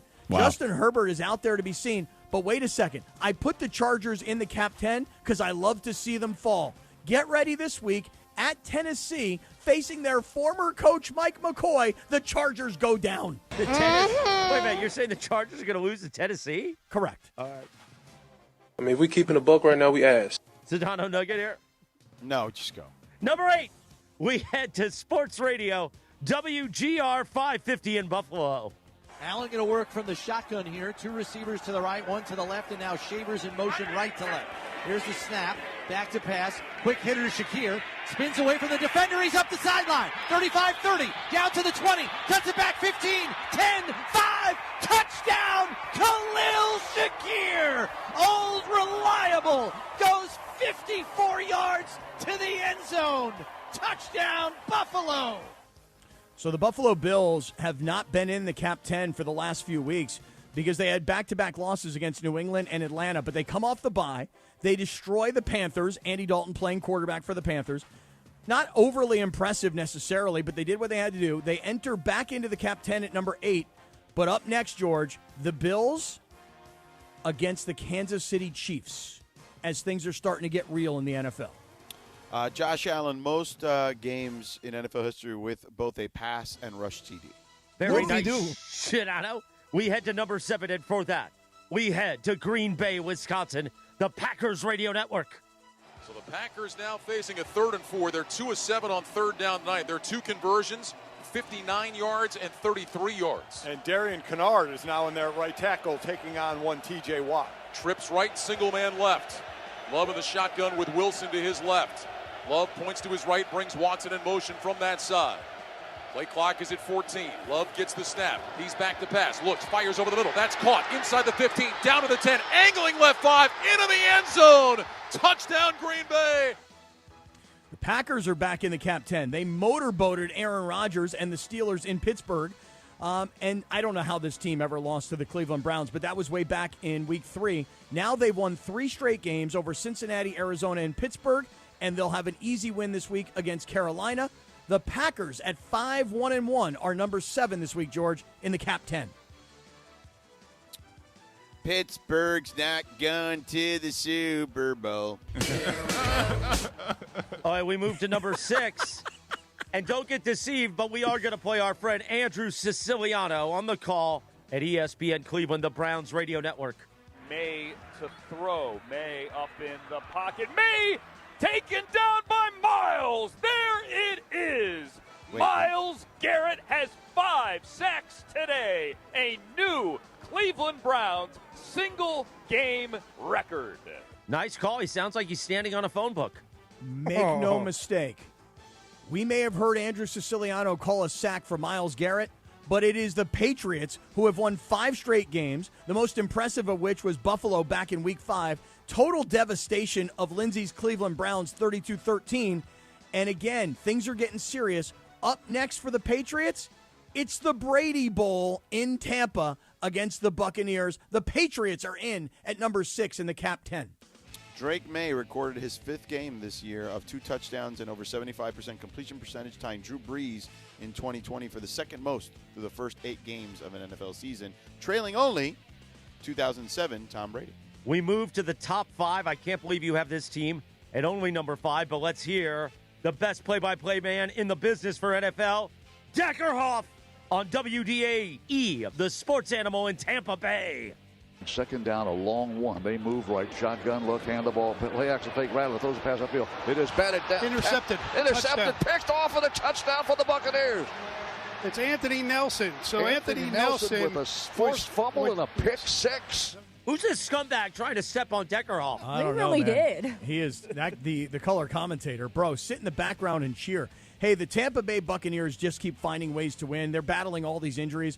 Bucky Irving, Chris Godwin, Mike Evans, Hassan Reddick. I mean, the list goes on and on. But they destroyed New Orleans last week.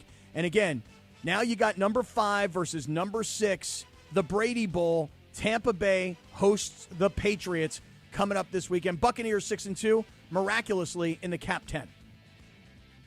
Keep it moving. We now move to number 4, and for that, we head to Westwood 1. 2nd down 8, 18 of Washington. Chiefs have the ball moving left to right. Defense has got to be getting tired. Shotgun snap is low to Mahomes. Pump fakes, 4-man rush, throws a pass, backpedaling catch, 10-5 Rice, touchdown. Somehow we found a way to get through, spin, and drive and get 6. 18-yard touchdown pass. And the Chiefs extend the lead, 27-7. That is the dagger here in the 4th against Washington. You tell him, Kevin Harlan, the dagger. Oh, the dagger! Kansas City's back, George. They are healthy. They're making their move. They've won 3 straight games. Yeah, they beat up on Washington. There was no Jaden Daniels. I'll give you that. But again, Kansas City, I believe they are back. But we're going to find out a lot more about the Chiefs this week because they are playing Buffalo. And we'll see how back the Chiefs are. The Chiefs are 5-3 now, and they are 4 in the Cap 10. They started off 0-2. Teams that have started off 0-2 entering since 1970, entering this season. There were 423 teams. Only 43 made the playoffs. 8 reached the conference championship. 4 made the Super Bowl. 3 won the Super Bowl. That is the 93 Cowboys, 2001 Patriots, and 2007 Giants. Thank you, Sedano. We'll get to the top three in just a moment, but let me tell you this. YouTube TV customers, you could lose ESPN and the sports you love, including college football, college game day, Monday Night Football, NBA, college basketball, and more. Take action. Go to keepmynetworks.com to keep ESPN. Look how I squeezed that in there, Cappy. That was good. That was just good. like Merrill Reese would do on 94 WIP in Philadelphia. It is 3rd and 6. Hurts, drops, steps up, looks. He is going deep down the far side of the field, and it is caught and in for a touchdown. Jahan Dotson. Yeah, the Philadelphia Eagles had 2 straight losses, but they seem to have gotten their stuff together with 2 straight wins.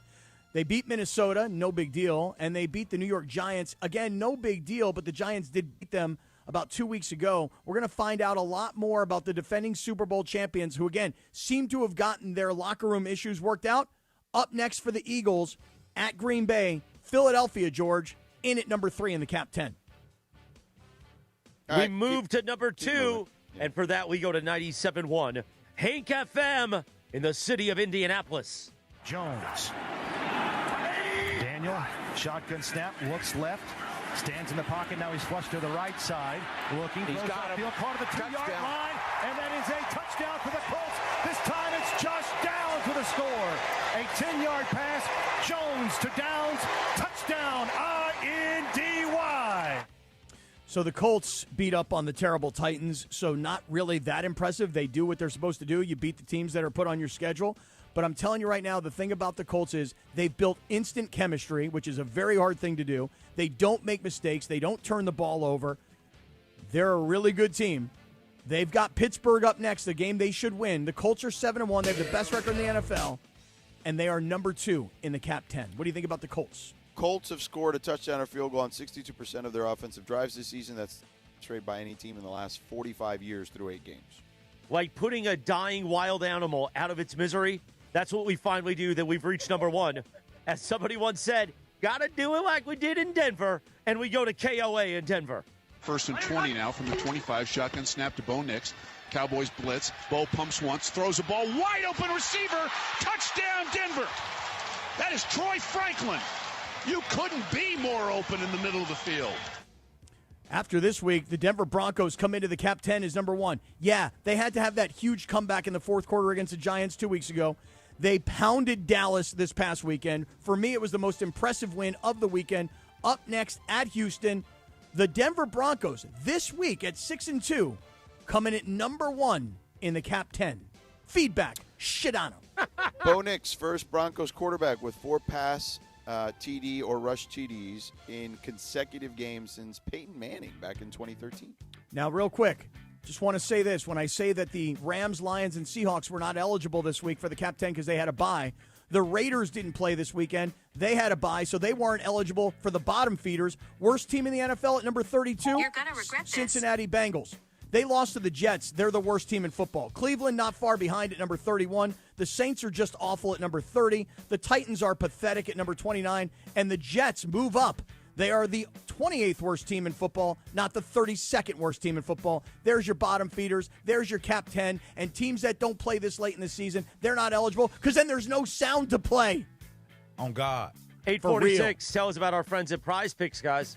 Oh, I'd love to. Listen, download the Prize Picks app. Use the promo code CAPPY, K-A-P-P-Y. Your first $5 lineup gets you a $50 lineup bonus. It's very simple to play Prize Picks. It's more or less. There's a stat projection in every player imaginable, in every sport imaginable. You bundle a couple together, you can win cold, hard cash.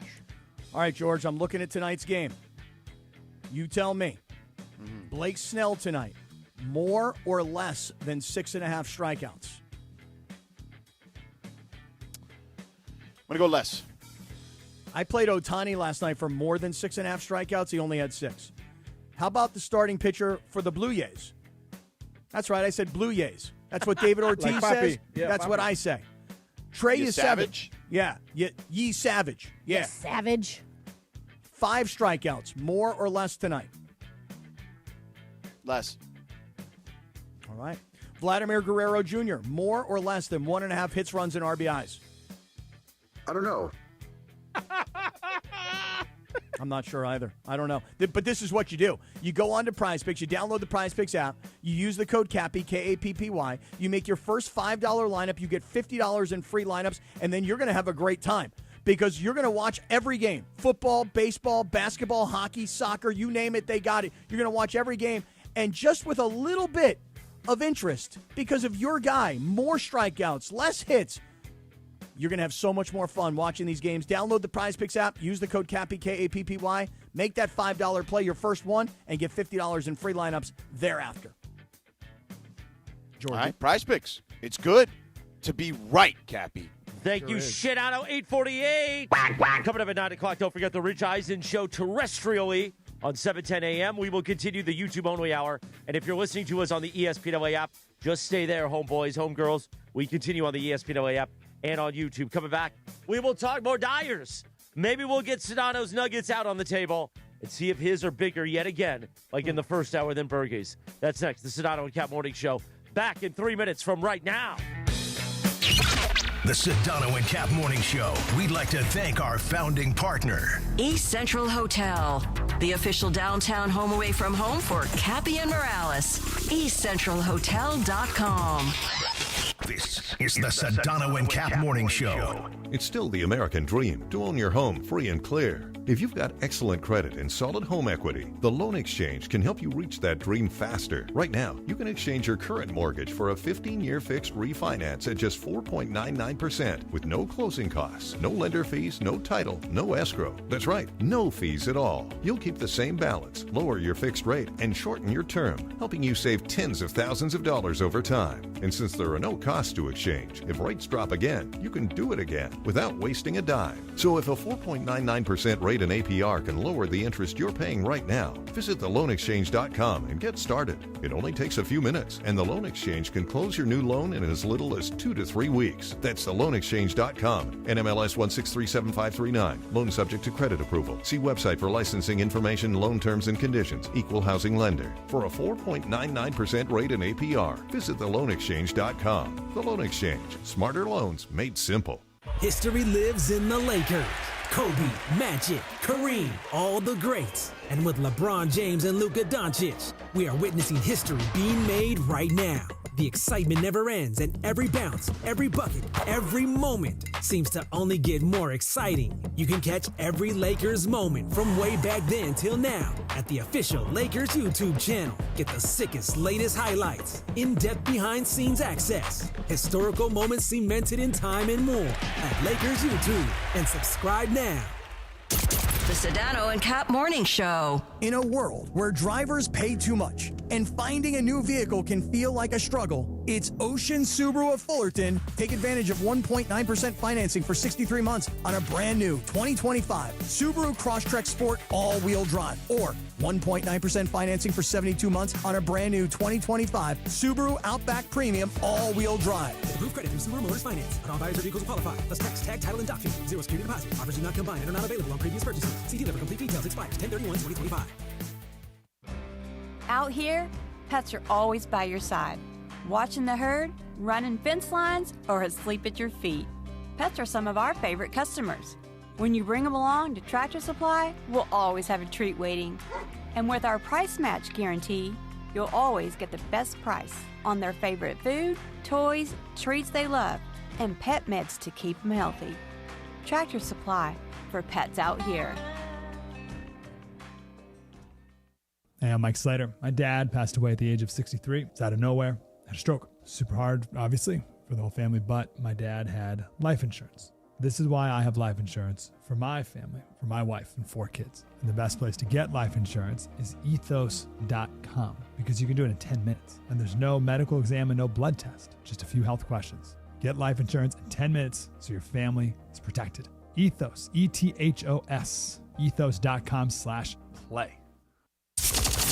Mornings on ESPN LA will never be the same. This thing is rotten at the core. Sedano and Cap have taken over Morning Drive. Bro, we're on fire. Back to the guys. 8:52, good morning. The Sedano and Cap Morning Show. On this day in 1994, 3. Ace of Base released the single, The Sign. What's that sign, Bergie, for Dave Roberts, huh? I don't know.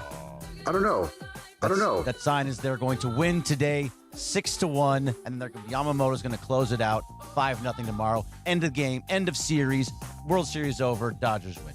It's called This the whole happens thing. tomorrow? No, Yeah. today, Finishes it off? 6-1 today, 5-0 tomorrow. Wait, they play tomorrow? Oh, sorry, Friday.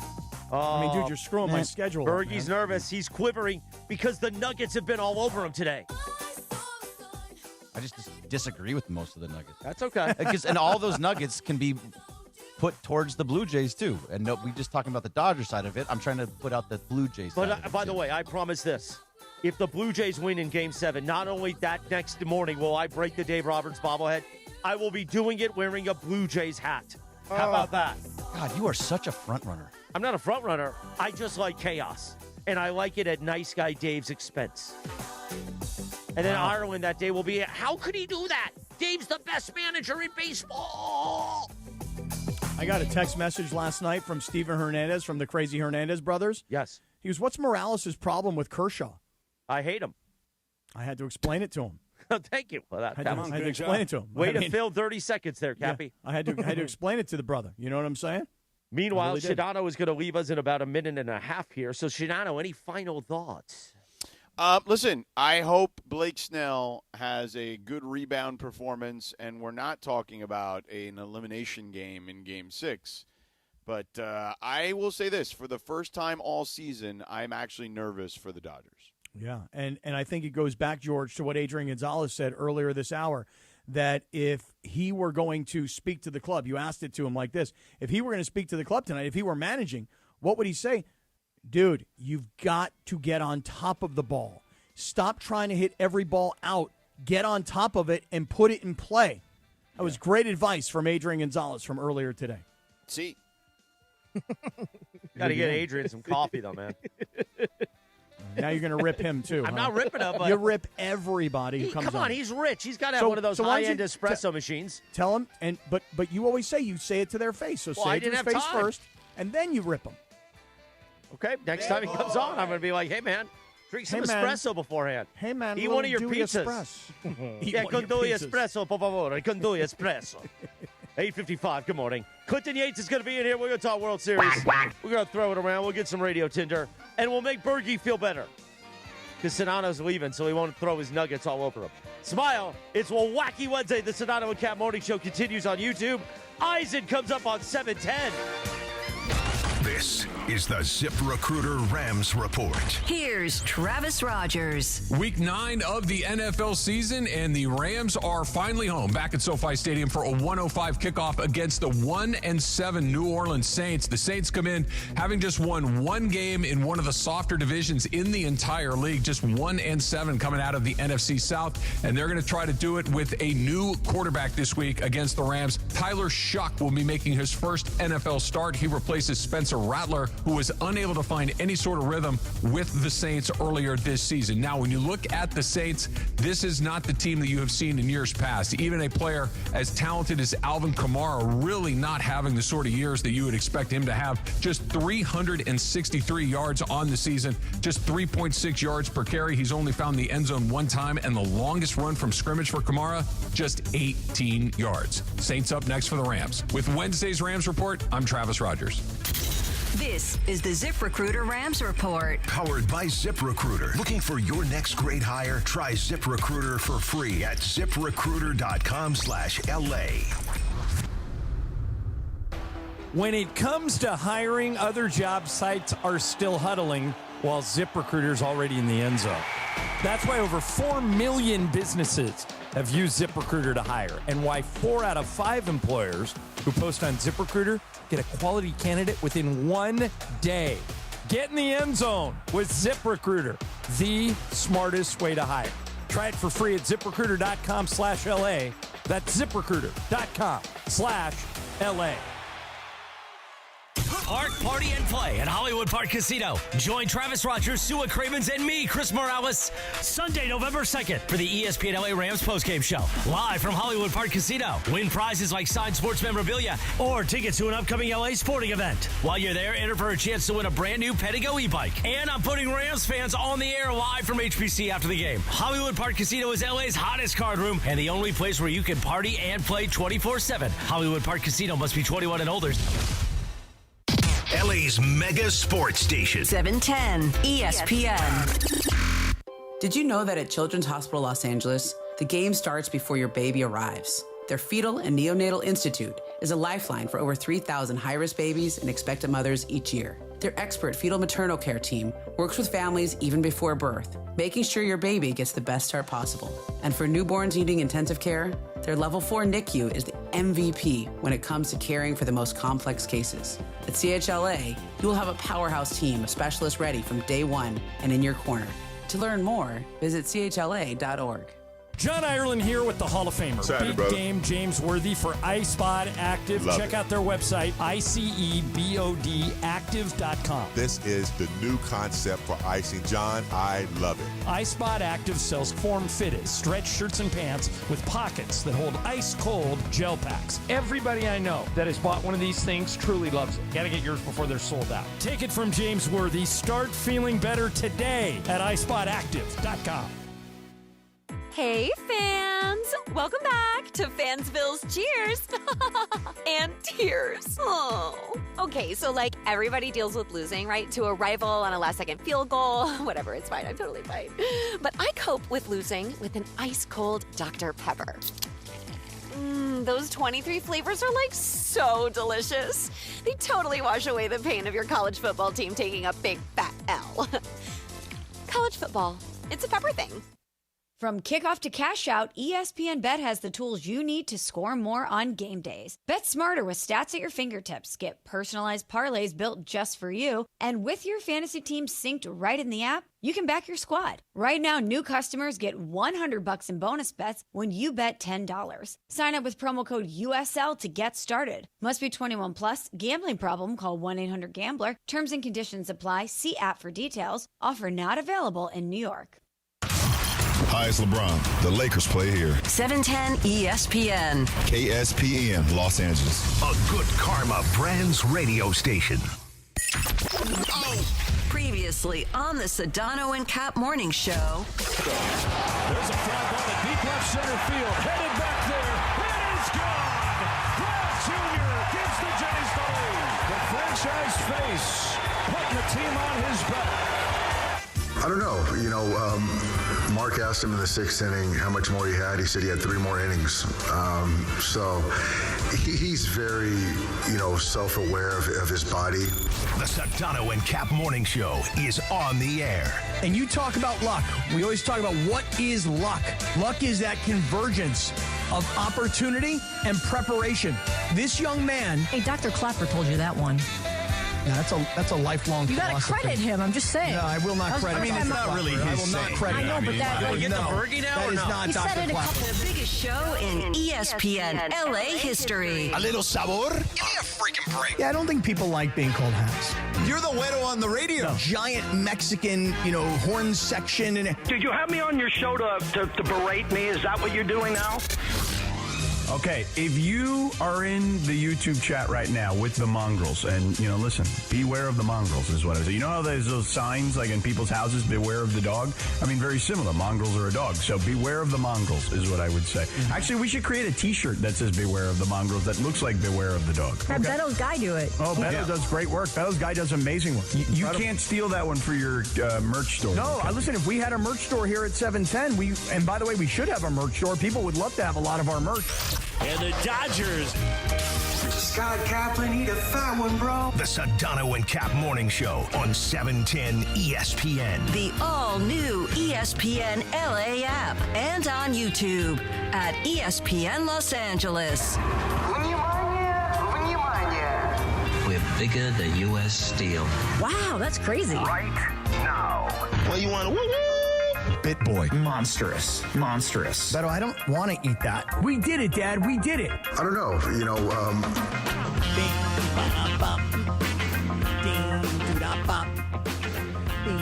9:02 and 20 seconds. YouTube hour. ESPN LA app. Welcome to the Sedano and Kap Morning Show. Hour number 3, as somebody once said. Who? I don't know. Clinton Yates, the big CY, is going to drop by in just a few moments. I don't know. Thank you, Dave. Nice guy Dave strikes again. Dodgers could have stepped on the throat of the Blue Jays last night. They didn't. And now a very, very, very pivotal Game 5 tonight. So it's very, very, very set. pivotal? It is pivotal at Chavez Ravine tonight. By the way, Game 5, you'll hear it here on the all-new ESPN LA app while we have Lakers Timberwolves. It is cold like Minnesota. By the way, ESPN LA is giving you a chance to win a brand new Pedigo e-bike. Join Travis Rogers, Sua Cravens, and me, Chris Morales, this Sunday for the Rams postgame show, live from Hollywood Park Casino. While you're there, enter to win the e-bike, plus score other great prizes like signed memorabilia and possibly tickets to an upcoming ESPN LA event. Don't miss it. Hollywood Park Casino, 3883 West Century Boulevard in Inglewood, up to no good. Sunday after the game, Rams Saints must be 21 or older. Hollywood Park Casino, party and play 24/7. By the way, people forget. If you come by HBC, I will put you on the air, if for no other reason than it really annoys Travis. Mm-hmm. He gets so annoyed that I'm out there in the crowd putting fans on, and I step all over him. I cut him off. I'm like, I've already heard about the rushing yards, Travis. Shut up. Well, I talked to Jacob from Ontario or wherever city or whatever name, and we put him on. You actually say shut up? I did once. Oh, really? I said shut I'm it, sure he Travis. loves it. I'm sure. You told him to shut it. I said shut it, Travis. Oh, that's worse than shut up. I think it might be worse. Shut up is bad. Shut it is worse. More Way worse. condescending, you know? Very condescending. Oh, it was condescending, and it was deep, too. Shut up. Speaking of condescending, Clinton Yates will be here in a few minutes. Right. Now, Bergie, listen to me. Oh, that Come was on. a good one. Come on, kiddo. CY loves me. A missile last hour, missile now. By the way, I can do that. I that can was straight to the bow. I can do that. You know why? Because Why? I have equity with CY. Him Oh, and really? I are friends. Oh, really? Yeah, we are. We I don't know text about often all day long. Oh, really? Yeah. Do you say goodnight to each other? No. Oh. I'm not like Cappy and Adrian Gonzalez. And thank you, Adrian, for joining us on the show earlier. That's right. And then he sent me a text afterwards saying, I don't know what that guy is talking about our relationship. He said, but we really would like to get you back to the workouts. And I said, well, it would be tight, to leave your house at 6:30 and get on the air by 7. He said, you could do it. I said, you know what, Adrian? You're right. I can do it. Just need a little inspiration. Way to go. You leave his house. Where's his house approximately? I would say about 6 miles from the radio 6 station. miles west, north, east, south. I don't know the direction. South, southeast. Yeah, you're not making it. I don't know the direction. You're not making it. If you guys leave know at where 6:30. Los Angeles High School is? Yes, and you're not What- making it. What direction is that? By the way, this morning, West. it took like 25 minutes to go 3 miles Mm-hmm. because don't of think I can traffic. make it. The traffic starts to bottleneck when you get around downtown. That's just I what know, it but is. It's straight shot on Olympic. I don't have to get on the freeway. It's going to be really tight. Yeah, it's going to be would tight. It would be tight. Tight like a duck's booty, and that's okay. Well, I was thinking tight like the pressure that is on the Dodgers right now. And Bergie, here's the thing that I think you're upset about. And I say upset. Here's what I mean. Okay. Explain. When you hear Christopher Arthur Morales essentially blame the loss last night on Dave Roberts, he's saying over and over again, you didn't put your foot on the throat. You had him. You had him 2-1. You should have crushed their soul in the 18-inning marathon. You should have beaten them last night, and you didn't do it. And it's nice guy Dave's fault. That's what Morales keeps saying. And I know it's just got to be underneath your skin. Like why are you blaming him exclusively? Well, everyone is saying that he left Shohei in too long. Well, no. That's like a big I thing. totally disagree with that. He was somewhere around like 75, 80 pitches. And he's going into you need the starters to go long. So Shohei going into the 7th inning was absolutely the right move. It just didn't work. He gave up back-to-back hits and then got pulled out. And then you put Anthony Bonda in just a terrible position, 2nd and 3rd, nobody out against a team that does really well with 2 strikes. It was a tough spot for anybody. I don't blame Bonda. I don't think he's been very good this year, but I don't really blame Bonda for that point. It was really Blake Trinan that kind of let everything go away. He needed 1 out.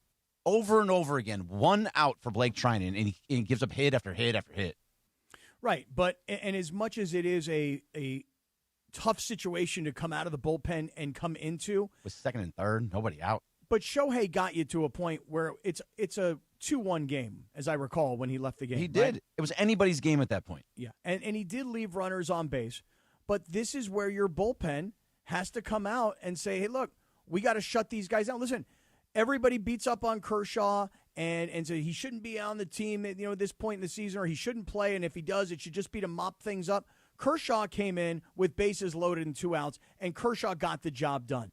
Banda had to come into this game. They needed the kind of performance out of Banda last night that they had gotten from Klein the night before. They needed a dog to show up and say it doesn't matter the circumstance. Doesn't matter what inning it is. Doesn't matter who's on base. Doesn't matter how many outs there are. I got to go out there and do my job. And the thing is the bullpen has been the problem the entire year, and it will continue to show up, which is why, Bergie, you keep calling for a Blake Snellzilla type performance, right, where he goes long, he goes deep, he has the complete opposite of what he did in Game 1, and so that's what you got to get tonight, because you don't want to go down 3-2 and have 2 games in Toronto. Of course not. Of course you don't want to go. But this is the reason that you got a guy like Blake Snell for a moment just like this. This is very much his Dodger moment right here. He's going to come in. Ooh, I kind of feel like I'm doing a slight radio Ronaldo. A moment like this. So this is his moment. This is the moment that he came here for. He said, I want to win a World Series title. I want to come to the Dodgers because I know they will help me with what I'm doing as a pitcher, and they're going to let me go further into games when other managers would never let me do such thing. And in the postseason so far, they've trusted him to go deep, and he has paid dividends in that. So this is your moment, Blake Snell. Come out there, shove, go 7 innings, go 8 innings, go however long you possibly can, and get the Dodgers a win tonight. Well, he's got it in him to do it. He just has to go out and do it. You just said something, which is, hey, look, you got to go as deep into this game as you can, Blake Snell, because this is your last appearance of the season.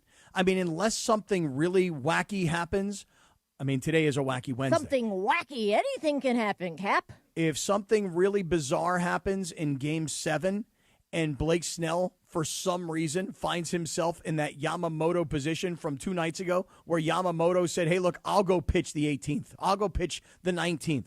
Unless something really crazy happens, this is it for Blake Snell. This is the remainder of his season. So leave it all on the line. I mean, exhaust everything. Empty the tank, any cliche you want to use. Blake Snell tonight got to give you every last thing he got.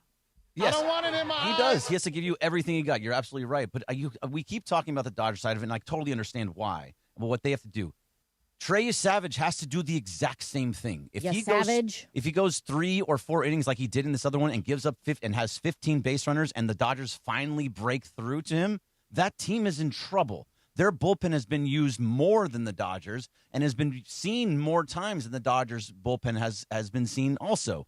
So the more, everybody knows how bullpens work. The more you see them, the more you get hit. And the more you get hit, the more you don't go through the lineup 3 times. I didn't know where you were going to go with that. Yeah, I know it was actually good. The more you see them, the more they hit. The more you then I'm not sure where I wanted to go with that. Really so don't see them too many times. But the Dodgers have seen them way more times than the Dodgers or the Dodgers. The Blue Jays have seen the Dodgers relievers. By the way, Bergie has been taking it tough all morning, and now the great Clinton Yates, the big CY. I'm sure this will get much better enters the for me. studio. You can hear Clinton and friends weekdays at 7 a.m. on the ESPN LA app. He is taped up. He is wearing the shades. He is ready for battle, CY. So I brought some things for show and tell. We're good, Greggy. I can press that, but I knew how to do that much. Yeah, thank you. By the way, Big CY, before you do show and tell, Big CY, love the goggles that you're rocking today. And in honor of you putting on your sunglasses, I will match your sunglasses. I immediately go sunglasses. Way to go, Big CY. Let me get my blenders. I got to match CY's energy now. Thank you. I have to give the losers in the YouTube chat something to talk about because their miserable lives otherwise will be pointless. That's the critical step to stepping into the studio. Step 1. Number 2. Okay, I number have 2. brought some things for show and tell. All right. Yesterday's rally towel was the greatest rally towel I've seen in Doyer's history. Why they lost? Look at the La Raza influence on this bad boy. Viva los Dyers. This thing is sexy. Viva I los like it Dyers. a lot. Sí, And es muy also, bien. I don't know how well we can zoom in, but this is gotcha. the pin.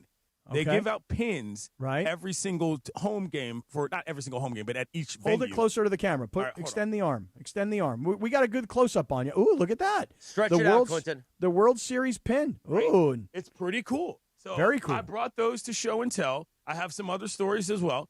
I saw Sydney Sweeney yesterday with my eyeballs in front of my face walking toward me. Mm-hmm. I would say on-screen look translates to real-life radiance.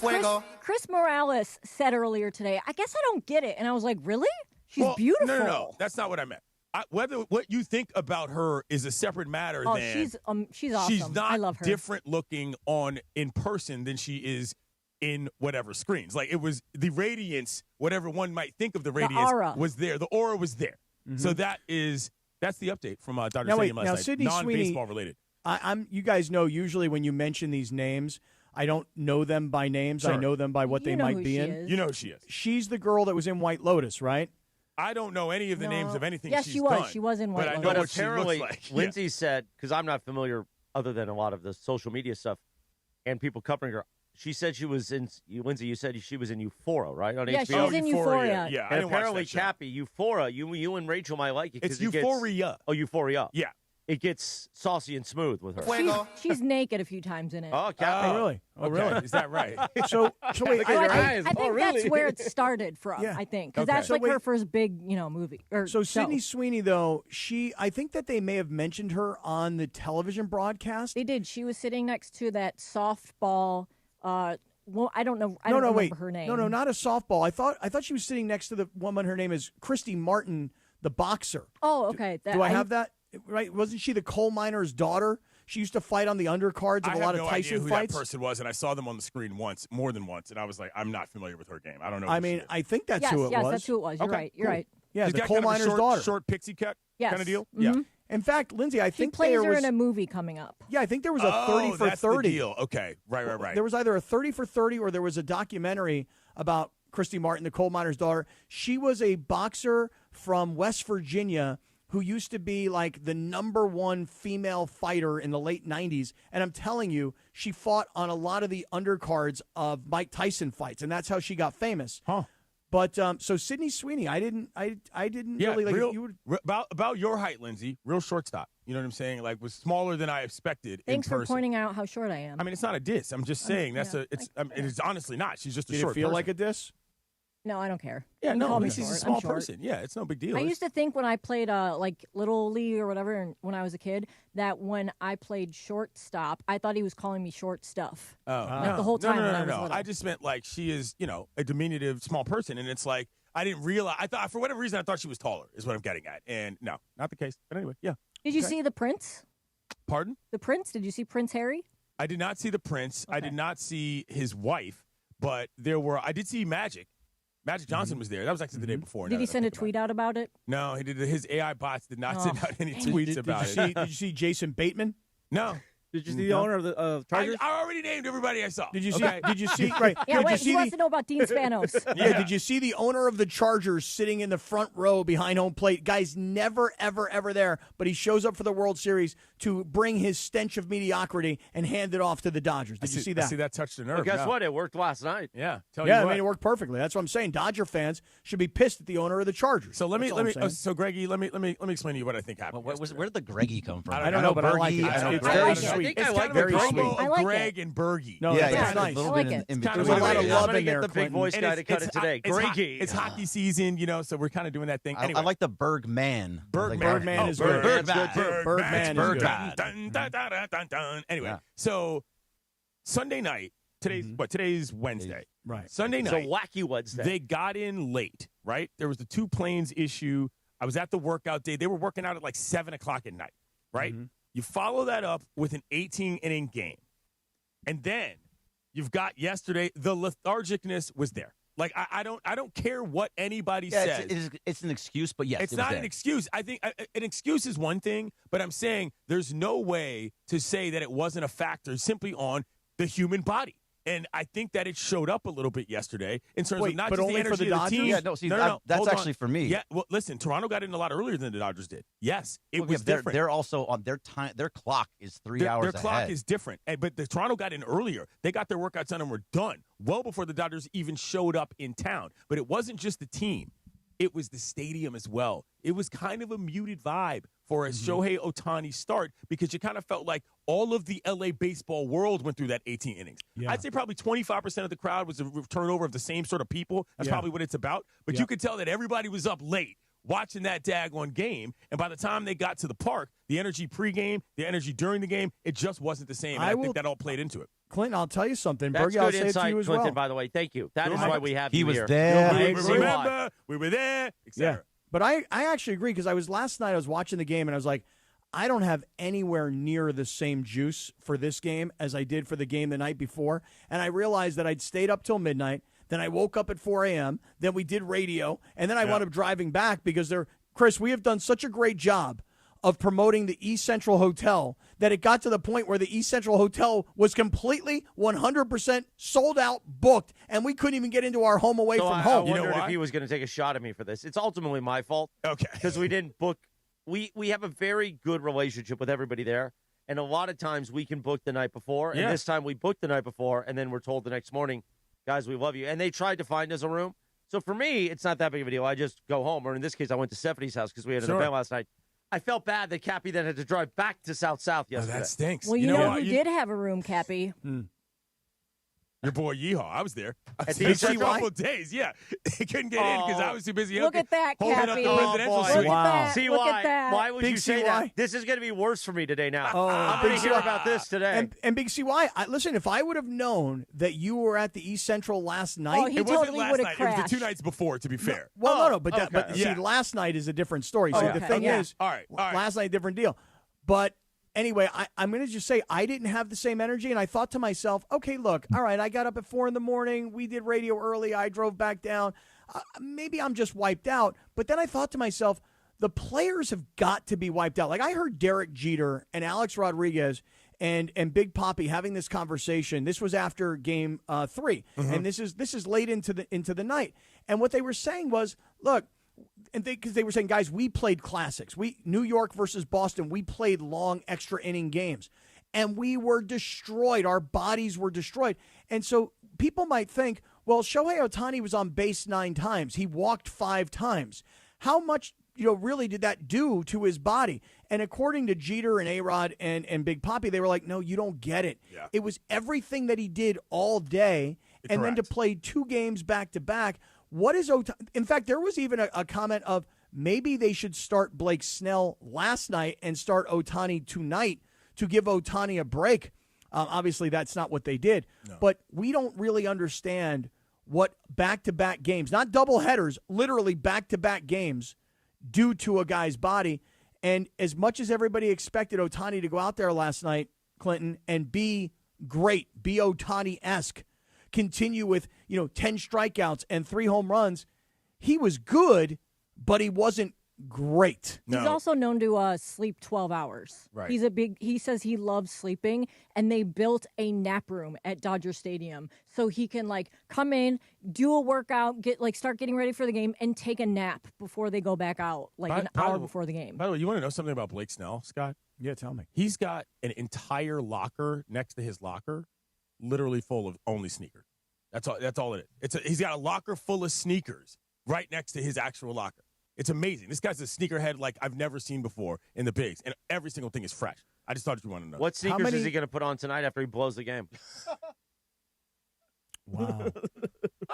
Chris is really waiting in the wings. I mean, this is a big the wings matchup. of love. This is a big matchup for Morales tonight. He wants the Dodgers to lose. He wants the fan base to be out of their minds. He wants the pressure to be ramped up. He wants to see if the Dodgers can be down 3-2, go on the road, and do what Seattle could not do. So remember, Seattle had a 3-2 lead. They were up. And they went to Toronto, and Toronto beat them for 2 straight. And CY, you tell us if we're being exaggerated this morning. All right. If the Dodgers do not win this game tonight, they are in huge trouble. Down 3-2, and 2 games to go in Toronto. They're in huge trouble. Must win tonight. What do you think? I will disagree with you on one front. All right, tell me. They're arguably already in huge trouble. I was talking to Jesse Rogers on the show today, and that's what he said. He said, listen, these guys are on the ropes. And half of the reason why they're on the ropes is because they're having issues with the way that the Ohtani intentional walk circumstance is working out because Mookie can't seem to move anybody over. Mookie keeps popping the ball up in the air. He got a decent amount of hard contact yesterday, but a couple of those balls got snagged out of the sky. And if you're going to continually be walking Ohtani, there's an outside thought that maybe that's getting in Mook's head a little bit because he hasn't been able to drive in runs the way that he wants. Never mind the situation going on at the bottom of the lineup with Andy Pajes, who I have no idea why he's still in the lineup, Greg. You can tell me your feelings on that. But they're having some issues structurally with how their depth is working out from a hitting standpoint. It's really showing up because the Jays are not like that. Remember I told you, Scott, they're not going to necessarily bang you out of the yard every single night. They're going to single you and double you to death with runners moving up and in scoring position, and then they'll get one, and then you're down for the count. And that's pretty much what happened yesterday. I think I need to channel my inner Sedano and get some actual numbers and nuggets, as he likes to call them, Sedano nuggets. So in the first hour, Quinton Yates, Yes. Sedano had those big, golden, juicy nuggets and put them all over Bergie. Burgers. Now there's Burger. There's Bergie. There's Burger, Greggy. man. There's Burger. Greggy. I like Greggy. The mantle is increasing. Bergie's Nuggets were undefeated going into this morning, and then they were defeated hard by Sedano's Nuggets. Well, he threw things out that I said the exact opposite of every single time. Your keys to the game were not unlocking any doors? No. So here, if you want a nugget for all the things that we talk about with the 2-strike approach and all of those kind of things that is so great that we talk about for the Blue Jays, in this series, the 2-strike performance, Toronto has a 176 batting average and a 451 OPS. The Dodgers have a 225 batting average and a 720 OPS. So that's the 2-strike approach that we're talking about. Hold on, I didn't say anything about 2-strike approaches. Well, it's 2-strike approach and how they're just have their at bats in general. They're contact hitters. 2-strike approaches is a separate matter. Okay. They went after first and second pitches the first 3 innings yesterday, and I think that actually got to Ohtani. I was of the opinion it wasn't going to work. It did. They didn't mess around with 2-strike approaches yesterday. That was what the kind of crazy thing was. That shot that Vladdy hit out was, look at this. I'm taking you out of the yard, buddy. That was a big shot from him, and you can tell right off the bat, you're like, oh, man, that thing's crushed. I mean, he crushed it. And so I guess what I'm getting at is the Blue Jays won that game playing their game. The Dodgers, from a plate approach standpoint, have yet to get into their game so far in this series. So the way that they have to do exactly what it. Adrian Gonzalez talked about earlier. Excuse me, one sec, Bergie. That's exactly what Adrian Gonzalez talked about earlier today, CY. Mm-hmm. He said, look, he goes, if I were talking to the Dodgers, I'd be wanting to take a page out of what the Blue Jays are doing. He said, you got to get on top of the ball. You got to stop trying to hit the ball out of the yard. Yep. I mean, and that's just it, is that the Dodgers, and this is what we talked about before the Milwaukee series. People thought Milwaukee had a real chance to be a World Series competitor this year because of the way they play small ball, the baseball terms, small ball. They move the runners. They put up crooked numbers, blah, blah, blah. I love the way you guys act like you're speaking a different language when you Well, start talking I just think it's hilarious because we use these phrases. But the point is that Milwaukee plays that kind of a game where they're not just worrying about hitting home runs, where they don't have a bunch of 30 home run hitters on their roster. And so what Adrian was saying earlier today, and Bergie, pick it up from here, was that you got to get on top of the ball. You got to stop trying to hit the ball out every time. You got to move runners around. You got to put the ball in play. Yeah, you absolutely do. And what happened was it was all in the 7th inning. It was all in the 7th inning, and then this getting on top of the ball really makes a difference into the 2-strike approach and the way that they battle through these pitch counts. Yeah. Is Andres Jimenez had the biggest thing of all of it. Was that it was a 2-strike count on Anthony Bonda. He just stuck his bat out, popped right over into left field. That scored a run, and then they had their big inning. Without that, everything kind of just changes there because he got bat on ball. The difference is the Dodgers are not doing that. And to your point, Mookie has been the same way. He's gone back to what he was with just a pop-up Mookie every single time. It was a little bit better, but he needs to be better overall. You know what I would do, Greg? Yeah. I'd move Ohtani down the lineup. I would flip-flop him and Mookie. I never agree with that. It's not even you. That's been brought up Marcus. I would do it. Marcus brought it up on the Blue Review this morning, and I just let me hear more about that. Let me hear more. Okay, so here's the idea: if Ohtani is constantly either getting walked in big-time situations or not even pitching to him effectively in terms of whether it's intentional or not, you're in a circumstance where Mookie's constantly kind of under pressure and you can't ever really protect Ohtani. Now, it's one thing if he's hitting balls out to start every game. That's a separate matter. But if you think that maybe there's just something you want to switch, remember, Mookie did used to hit leadoff.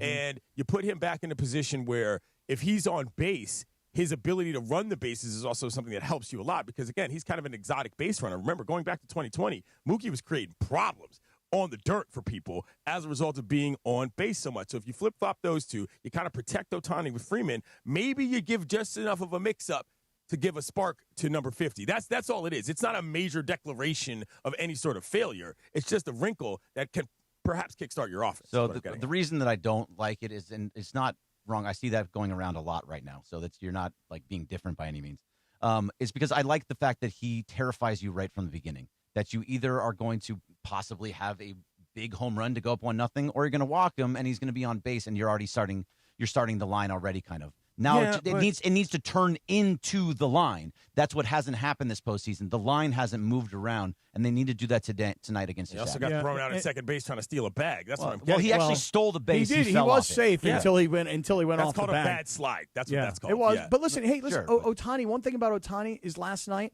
you look at that, at his at-bats, and there was no, fear factor, hey, we got to hurry up and throw him onto base. I mean, he struck out twice. Right. I mean, you got to have the courage at some point to pitch to the guy. Listen, we all talk about Mookie Betts, right?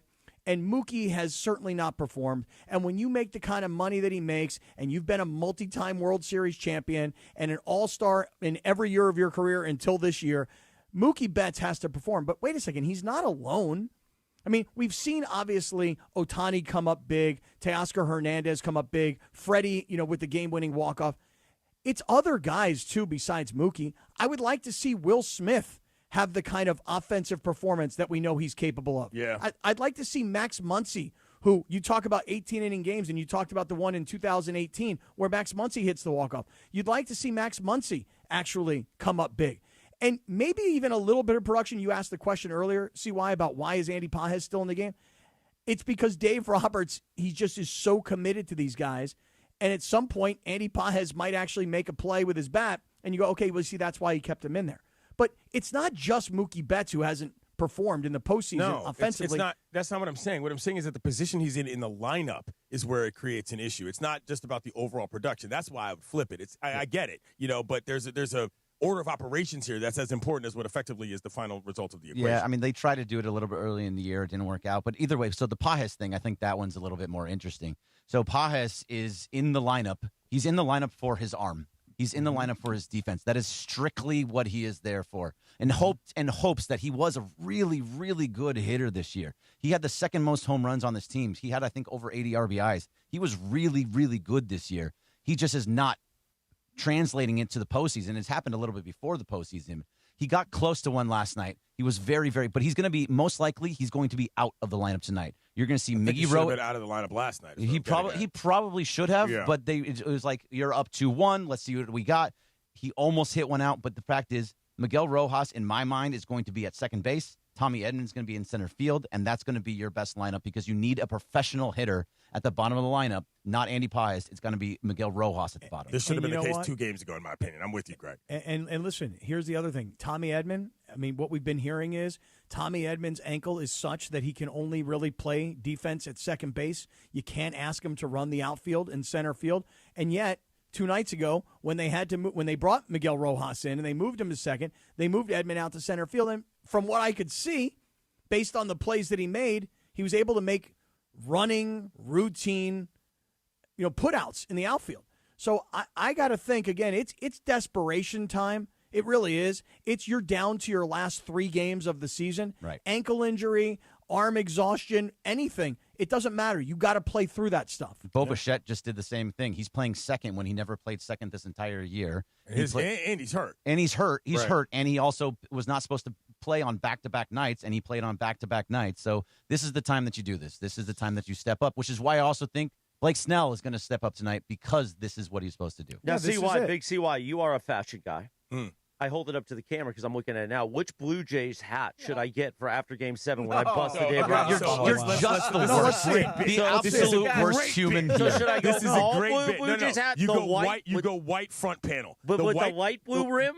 brim or the dark blue brim? If you've got the 1, 2, 3, where it's 1, 2, 3 colors on it, you get that one. Okay. All right? That's the way to go. The fact that you're even looking at Blue Jay stuff means that when the Dodgers win the World Series, you cannot wear any Dodger gear ever again. Anyway. Wait, let's time out. That's the problem. Let's time out on that. Let's time out on that. Because, Chris, here's the thing. While we all know that you love your chaos, and by the way, I'm with you on that, you do show up saying, hey, I'm wearing my Dodger hat. I'm wearing my Dodger I'm a jacket. Dodgers fan. Well, I was born and bred Dodger blue all the way. Okay, so wait. So if I was the an Blue Oral Jays, Hershiser guy. But if the Blue Jays win, then this is great chaos. And once again, Dave Roberts does what Dave Roberts does, which means he didn't put the foot on the gas. And again, so you're going to blame him for the pitching? You're going to blame No, but a manager's job is to lead. And the same Blue Jays had an 18-inning game. They were tired. We all said they were done. We said that the Dodgers stole their soul on Monday night or Tuesday night, whatever. No, Monday night. Monday night. And we said that the Dodgers were going to blow them apart. And instead, the Dodgers got blown apart. So if you tell me, oh, no, it's Friedman. No, it's not Dave, it's Friedman. Oh, no, it's not Friedman, it's Dave. We give Dave all the credit when they win the World Series. And last year, I was the first to say, I was wrong, Skip, you won. We broke my bobblehead instead of Dave's. Well, now I'm waiting with the hammer. Because if you somehow won that 18-inning game, you somehow have the highest paid baseball player in all of the world, and you couldn't figure it out and let the Blue Jays do this to you, then guess what?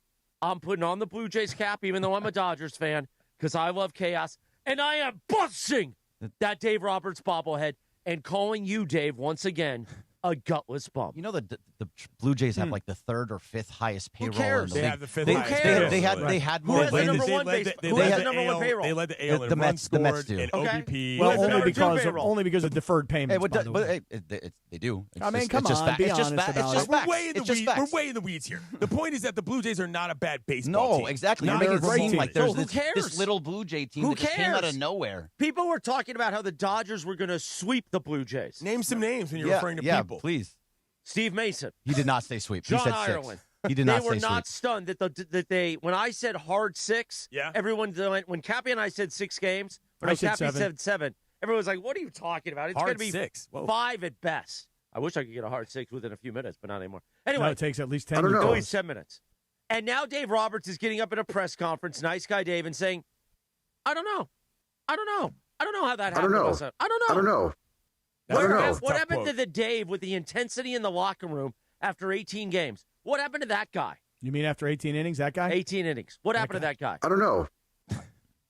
Well, hey, Yeah, I would I ask. would- I would ask it more like this. I wait in the weeds. Yeah. No, I no. wait in the The weeds. context. And Okay. guess Yes, what? there is context to that If quote. you give me the content, I'm going to run with it. I So would if ask you this give question. me losing in 7 games in Toronto, I'm going to run with it. Quick sidebar. Because it'll get clicks on the internet. And yes, that's what it's about A sometimes. lot of Blue Jays fans in the ballpark yesterday. Oh, yeah, there are a lot. That's the World Series. lot more Blue Jays fans in L.A. than there were Dodgers fans in Toronto. Did you count every one of them? No, but just you You could tell the difference between the Blues. I take a Oh, Cappy lap. You know, you Beto look at, Duran no, it's now. called Yeah. reporting. You look at people in the face and you actually talk to them. Yeah, you hear that? you can look Yeah. at them in Did face. fine. and That's tell right. fine. My Blue man Jays CY I says can it's see called your eyes. reporting. It's the Using Blue my Jays. eyeballs. Yeah. You know what I'm saying? Right. Like, It's called yeah. reporting. I look Bergman. into your eyeballs. I see Nationals. I'm just saying, what are you talking about? Oh, that doesn't even here make we sense. go. You're Here still we upset about go. 2019. I've moved on from that squad. You just This brought it is- up 2 days teams ago. like you. Here we brought up go. Max Scherzer not being counted on, and then one time he was counted on, we were both in the building. I didn't bring it up you, at all. You brought I up that replied to portion you. of it. You brought it up. I was replied saying to what you. happened. Get him. They Get live him. Get him, rent-free CY. in your head. All Get I'm him. saying is that it's been interesting because there were a lot of Blue Jays fans there, which are fun because Blue Jays fans dress in a very interesting way. A lot of them wear shinies, like they wear a different kind of blue. And it was cool to see that. That's all. I'm saying. Beto just texted me and he said he's got me. He's got a Canadian hat for me, but I don't know Oh, if I like want to a wear Team that. Canada with the maple leaf I'm on it? not going to wear that because I am That's Team That's USA. a good idea. Yeah, I'm that's going a to good get a Blue idea. Jay hat That's a different bit. because I don't want to be ripped as also being anti-American on top of the blue. Because no doubt, if there is a video on the internet of me busting yet another Dave Roberts bobblehead, this time wearing a Blue Jays hat, You'll never be allowed back into the Chavez ravine. no, never, Right. and that's okay.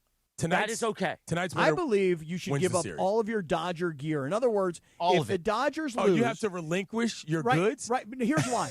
Because if you're going to put on all this Blue Jay gear, Not all. I said a hat. just, a okay, hat. but still, you're taunting your own team.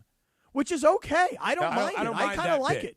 I like the. I like. You the do bit. it to the Padres all the time. Oh, I taunt the Padres relentlessly. No, that's not even joking. He does. So, I know. so here's the thing. That's why I laughed. Chris, I think that if you're going to wear the Blue Jay gear and you are going to say, I'm glad the Dodgers lost, it created chaos, nice guy Dave gets his bobblehead busted, I think if you put on the Blue Jay gear, I think you also relinquish all Dodger gear going forward. That's reasonable. That's a By reasonable the way, real trade-off. quick aside, we'll take a moment because I'm getting a lot of compliments on the Felix the Cat hat today from our friends at Felix Chevrolet, brand new partners here at ESPN LA. I am proud. I've been wanting Felix Chevrolet involved with us for the last 10 years. Welcome, Felix Chevrolet, the general manager, Nikki D. You go into Nikki D at Felix Chevrolet right across the street from USC, and you say, Nikki D, let me pet that big cat. And he'll let you do it right there at Felix Chevrolet. And today is National Cat Day. Is that right? So if it's National Cat Day, celebrate the big cat. Right across, Meanwhile, right across from USC right there. Yeah, right there Yeah. on Fig. Nice. Meanwhile, let you me got tell any you cats? this, Cappy. Yeah. I am not afraid. All these people in the YouTube, oh, you're a fake fan. No, Well, I'm a realistic fan. Fair. It's okay to call out your team when you have a manager who, yes, has won 2 World Series, no doubt, and should have easily won 3. But if he chokes again, it's okay to call him out. Right. It's okay to not be in the cult just I'm not because in the you're cult. a fan. See, Yeah. that's totally fine. But just tell me the bad move that Dave Roberts has made. It I just doesn't matter. No, it does. It If does, you though. It lose in absolutely 7 does. games to the Blue It Jays 100% does. with If a you're going to billion-dollar blame him, player, you have to guess say what? what he did wrong. Tell me the Guess thing what? he did wrong. Guess I tell you what? the thing he did right. You Guess say what what? he did wrong. Guess what? If you lose 7 in games to the Blue Jays with the Like best there's some player, terrible team. with the best player in baseball, guess what it is? It's a choke, Bergie. Get him, Bergie. The airways are constricted. School him, Bergie. This is very much Goliath, but it's not David versus Goliath. This is Goliath versus little Doesn't smaller matter. Goliath. This is a side Goliath. It's like a little bit smaller Goliath. Goliath 2 Electric Boogaloo. It's not Like, David versus Well, David. it's not David. It's not David. They are not David with the way that you're making it sound. All I'm saying to you, Chris, all I'm saying, if you want to say that Dave is choking, if you want to say that the players are choking, you want to say Mookie is choking, Pajes, Muncy, you want to go after those guys, go right ahead. Tell me the move that Dave Roberts did. Guess what? That Your was the team wrong lost 7 move. games in the World Series. I thought today night was Game 5. If you lose 7 games, if the Blue Okay, Jays hold are on. champions, you choked. You guys, Did you you not? guys are going in circles. Let me ask you this, Berg. Yes, do you go think ahead. the winner? home. Do you She think won. the winner of tonight's game wins the series? Not necessarily. No, because he You said know what kind of answer is Here's that? why. No, Here's no, the you know answer. what it is? I don't. No, No, It's a here. safe, Okay, you want soft, gutless answer. No, it's Because that's the what answer. Bergman is. It's the right answer. Soft and Here, gutless. you want a right answer? The answer is no. No. If the Dodgers win, the series is not over. And if the Blue Jays win, the series is not over. Hold on. Can we restart? It's nonsense. I asked you, do you think the winner of tonight's game wins the series? Is what I asked you. I didn't say it's over. I'm just asking you But tell on him the why you said pivotal no, scale, Bergie. Tell where him you why. think it is. Tell him why you said no, Bergie. You say no. Is it? You want the Sedano Nuggets or do you want mine? Here's what it is. The reason Bergie says no, it's not over, is because if the Dodgers lose tonight, then it's not over. If the Dodgers win tonight, Bergie, is it over? No, it's not over. There's 2 games in I never said Toronto. the word over. I'm asking you if you think the winner of tonight's game goes on to win the That's the series. same Whether thing it's said in 6 differently, No, CY. whether it's in 6 or 7 is not the point. What I'm saying is in terms of the context of the flow of the series. Because a lot of people said right about like the 13th I'm or taking 14th crazy inning. pills. Hold on. In like the 13th or the 14th inning, the feeling was the winner of the 18-inning game is probably going to win the series. Right. I don't know that I believe that. But I do believe the winner of this game tonight is going to win the series. That's what I'm Okay, getting. that's what you believe. I also don't think that's going to be the case. I don't think it's too hard to tell. If the Dodgers win if the Dodgers win tonight, I think it's not gutless. If the Dodgers win tonight, Wow. Gutless they're and soft. going to Toronto. You're on the road. You have Yamamoto, so I feel great about it, but that doesn't mean that the Blue Jays are a good team. So what? They'll probably go saying- 7. So are the Dodgers. Yeah, I'm not talking about that. I'm asking you how Sam, pivotal do you you think understand what I'm tonight trying to is. get Well, at? now you're going to Keep Sam. Bergie Well, on he's sitting screen. right here. What You're else am I going supposed Sam. to do? Who do you want? Who else? You want to bring in the whole I'm not office? telling you. Put It's- everybody on Every screen. single Bum, person Bergman. in this You're freaking a gutless office, bum. their freaking office is telling me that Why don't all you the admit- reasons why it's not going to work for the Bergman, Dodgers. I didn't I'm say trying to give anything one about sort either of team. small thing for the Dodgers. Bergman at 9:41 on this Wednesday. Why don't you admit you are soft and you're gutless? Oh, yeah, that's exactly what I'm going to do. The Dodgers are going to win this World Series. And if they do, I will win. I No, will no, wear I the don't want you Dodgers to. hat. Don't wear and any I will Dodgers anchor- gear. You can't. I will anchor the parade coverage like I did last year. Genuinely just wondering how important you thought tonight's game was for both teams and their respective missions. Yes, well aside from the math, well aside from it being over in terms of what they're actually doing. Because you're Savage, if he ends up getting a second win, it's pretty crazy. You know what I'm saying? crazy. In terms of the overall Not only vibe will of that squad. If they win Game 7, the Blue Jays, not only will I wear a Blue Jays hat, We're I going will jersey, wear, baby blue? No, I will wear last year's Dodgers World Championship sweatshirt and bust that David Roberts bobblehead. Everybody breathe. Everybody breathe. Bergie just took a big, Is it deep over? breath. Breathe, dog. Breathe, dog. Breathe, dog.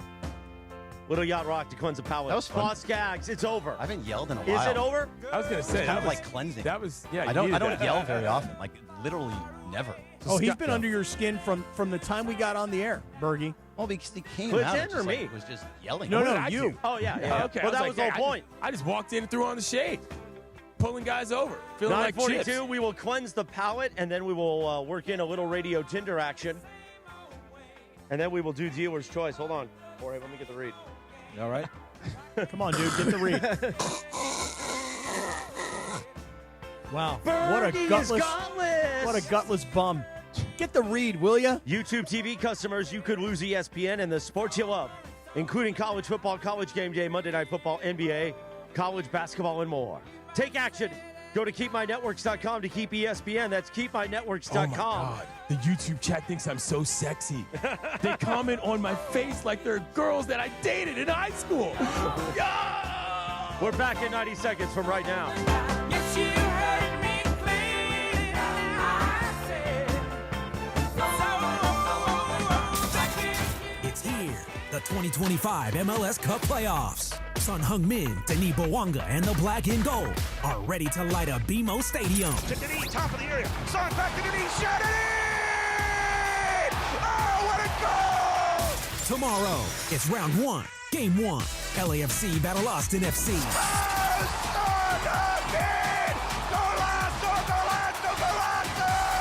Coverage begins tonight at 7 p.m. on the all-new ESPN LA app. Hey guys, Cappy here. When disaster strikes, you need an ally who truly understands your needs. Avner Gatt is here to help you navigate the complexities of insurance claims. Are you feeling abandoned because your home is unlivable and your insurance company isn't cooperating? Or perhaps you're being pressured to use a contractor with poor reviews. You've been loyal to your insurance company for over 20 years, yet now they treat you like an outsider. Avner Gatt knows how to turn the tables. We protect homeowners from the games and fine print that insurance companies are known for, and we cover all of Southern California, ensuring your voice is heard and your home is restored. Visit AvnerGatt.com or call 818-917-5256. Avner and his family personally take your calls with 5-star ratings from Yelp, Google, and the Better Business Bureau. Don't let your insurance company dictate your future. Avner Gatt is here to help. Visit AvnerGatt.com or call 818-917-5256. Avner Gatt, your claim, our game. Clayton Edward Kershaw. The biggest moments in sports live on ESPN LA. Powered by Hard Rock Casino Tahoe. Marshall back near the wall at the track. Gone! Freddie Freeman! A home run to center field. Freeman walks it off in the 18th. Oh, Freddie delivers. And they wait to mob him at home plate. The Dodgers in 18 win it. 6-5. Freddie goes yard. Man. The Race to the Fall Classic. The biggest moments in sports on ESPN LA from ESPN Radio. Powered by Hard Rock Casino Tahoe. Located 15 miles south of Bakersfield off of Route 99. Your 24/7 destination for all the action. Hard Rock Casino Tahoe. Opening November 13th. You're hanging out with the Sedano and Kap Morning Show. I just wanted to inject all that passion and energy. Yeah. George Sedano. Are you ready to say this thing is a complete disaster? Scott Kaplan. Yeah. More Sedano and Kap right now. 9:46. Good morning, the Sedano and Kap Morning Show on a wacky Wednesday.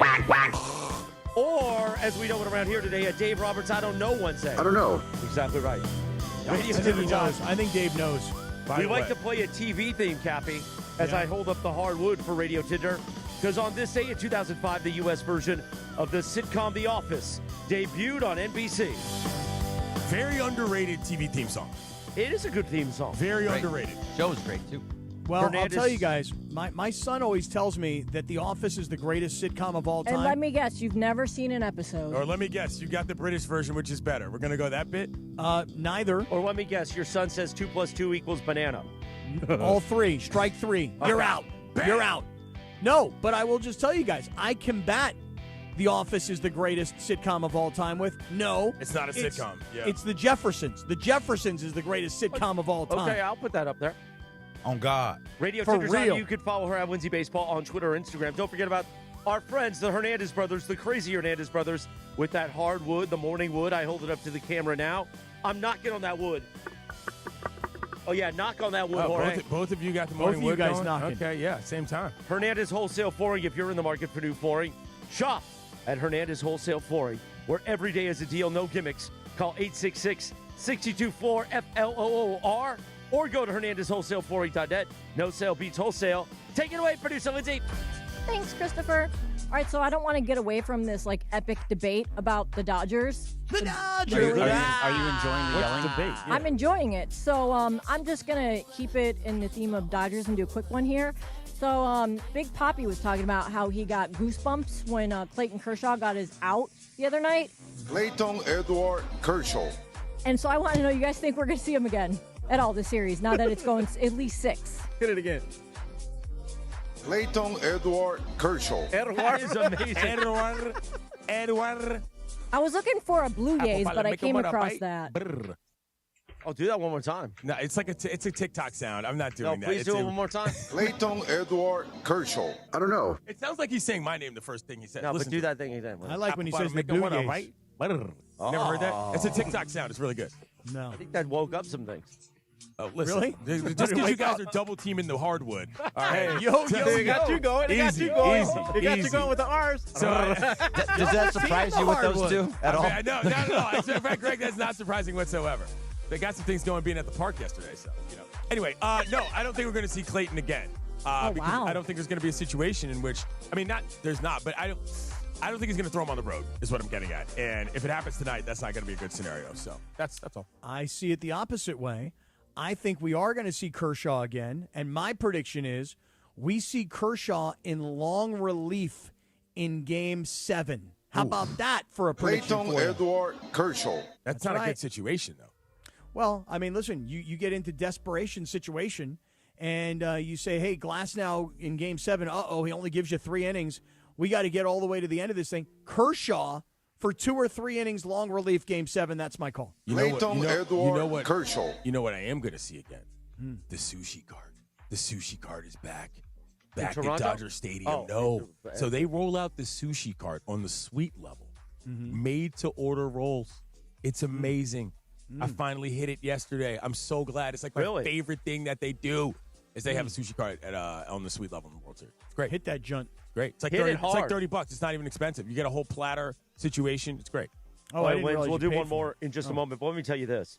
As we get closer to Veterans Day, and by the way, I just got my salute to service gear from the Rams. Oh, lovely. The hat and the hoodie. I can't wait. As we get closer to Veterans Day, ESPN LA and National University want you to nominate a hero for the Stories of Service sweepstakes. The top 3 nominees will win a pair of tickets to a variety of our play-by-play partners through the end of the year. That's right. You could go to a game at crypto.com, SoFi, and more. All you have to do is share a photo of your veteran on Instagram. And here's the thing. We all know veterans in our lives. I was talking to the team this morning. The great Alicia Del Valle, our friend here at ESPN LA, her dad would come out to our events when we did them in the city of Downey a couple of years ago. Okay. And he's a veteran.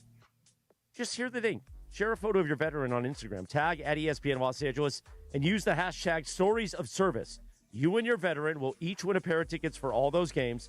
If you are chosen, if you're chosen, by the way, you also get to go on with Mason and Ireland, which is awesome.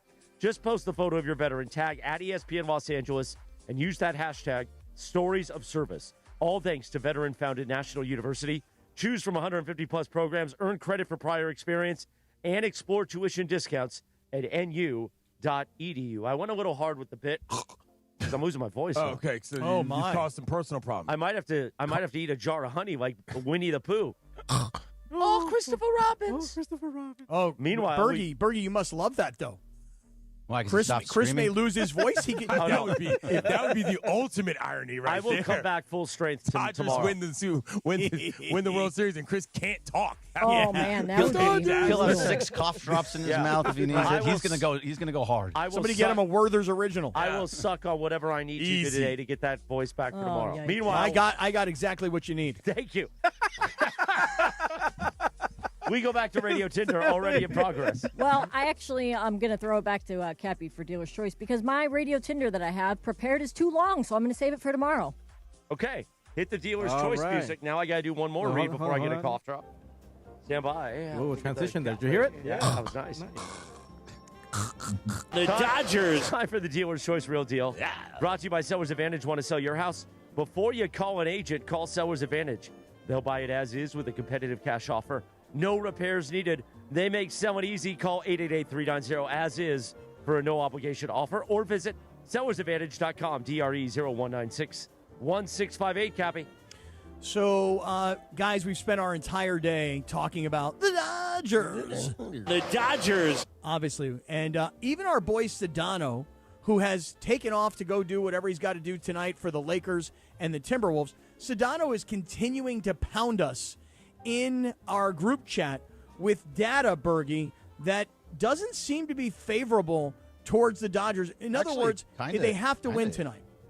They really have to win tonight because the numbers seem to indicate that if you don't win tonight, you're in monster trouble. And without all the data, I mean, that was the opinion earlier anyway. You've got to win this game tonight to win this World Series. So, I mean, just real quickly with the data, I'm not going to read the whole thing. 30% if you are trailing 20 for the Dodgers to win, 52% if you win tonight, 22% if you lose. There's just all of those are higher percentages than 0 or 5 or 10. 30% is typical for both sides. Right. So if the Blue Jays also lose 30%, that's good for them too. That's what I was asking you was like, forget the numbers. Within the flow of the series, though, I do think that tonight is of higher importance. Like all of these, if you do this, if you do that, numbers are one thing, but if you're watching the baseball, which we all are, of course, I think in the flow of the series tonight is as important, especially coming off of the fact that yesterday was kind of a waste day to some degree because of the energy of both teams. So the Dodgers have lost 3 games this postseason. They lost 1 to the Phillies, won 5 straight after that. They lost 1 to the Blue Jays. They won the next 2, and they lost last night. Let's see what happens after that. They typically come back from losses with wins. All right. But now, we haven't typically seen games 6 and 7 in Toronto. Yeah, it's true. And when we did see Game 6 and Game 7 in Toronto, which was in the previous series for the Blue Jays, they were down 3-2 and they came back and won. So even if the Dodgers win tonight, even if the Dodgers win, you can't count the Blue Jays out. But if the Blue Jays win tonight, going home where they only have to win 1 of 2, the Dodgers would be in huge trouble. So you're counting the Dodgers out if they lose tonight, or you're not counting them out? I'm going to say that if the Dodgers lose tonight, they're toast. Wow. If the Dodgers win tonight, they will win the World Series. Okay, so tonight's this game is the most critical game of the entire World Series. So you're like CY. Whoever wins tonight wins the World Series. Right. That is my opinion. The reasoning is different. The reason I'm saying it is because of the order of the way that the wins and losses happened, as much as it is just the general overall statistic. At this point, for the flow of the series, like you're talking about, this series is going 7, and Game 7 is all hands on deck, and we'll just go. It's baseball. Who knows what's going to happen at that baseball, point? You know. So Right. So that's why I don't think that whoever wins tonight wins the whole thing. It's Game 7 will be unless, of course, the Dodgers win tonight, and then you think that. No. I still think it very well could go 7 because you're going on the road, just like you're talking about. Well, right. I mean, go 7. But 7 is not the just point. real fast, just to get into a larger thing that's been talked about a bunch. The Dodgers were ruining baseball. Isn't this the series that every baseball fan wanted? You're taking that bit seriously, the ruining baseball thing? No, I think it's the most nonsense bit of all time. Okay, because it makes zero sense. Well, but you say that, but that is what people want to. They want to shout that loud. You're right. Hey, because they spend more money, they've got more money, they get all the best guys. Hey, you can say that all day long. I keep combating that to people. I go, look at the way they build their roster. Look at how they go to Japan and they get these superstar players from Japan.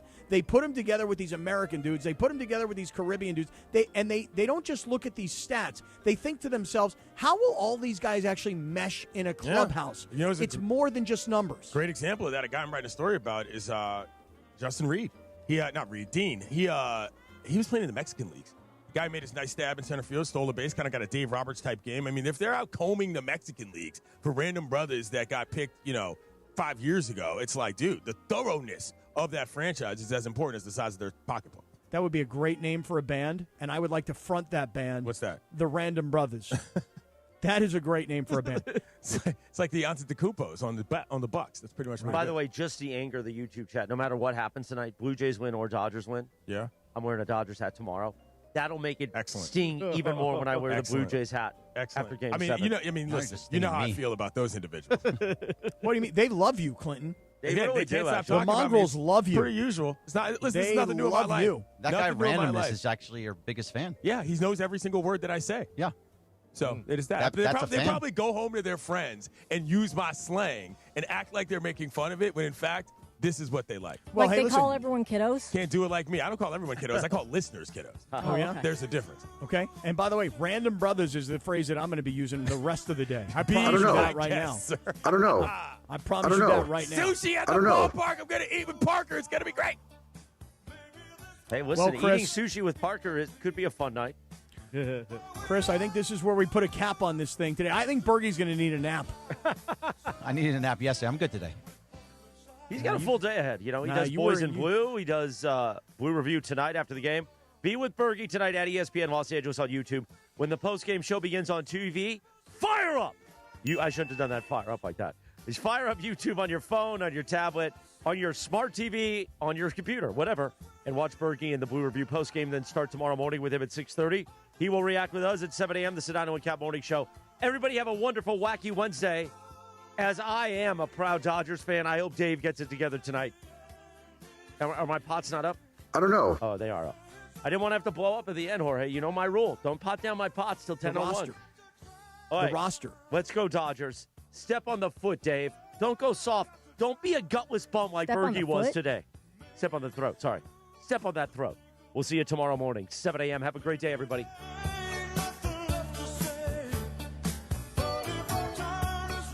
Clayton Edward Kershaw. I don't know. Wow!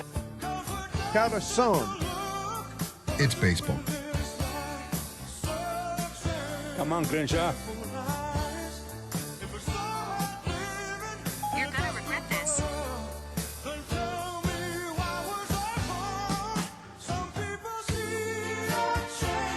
The Dodgers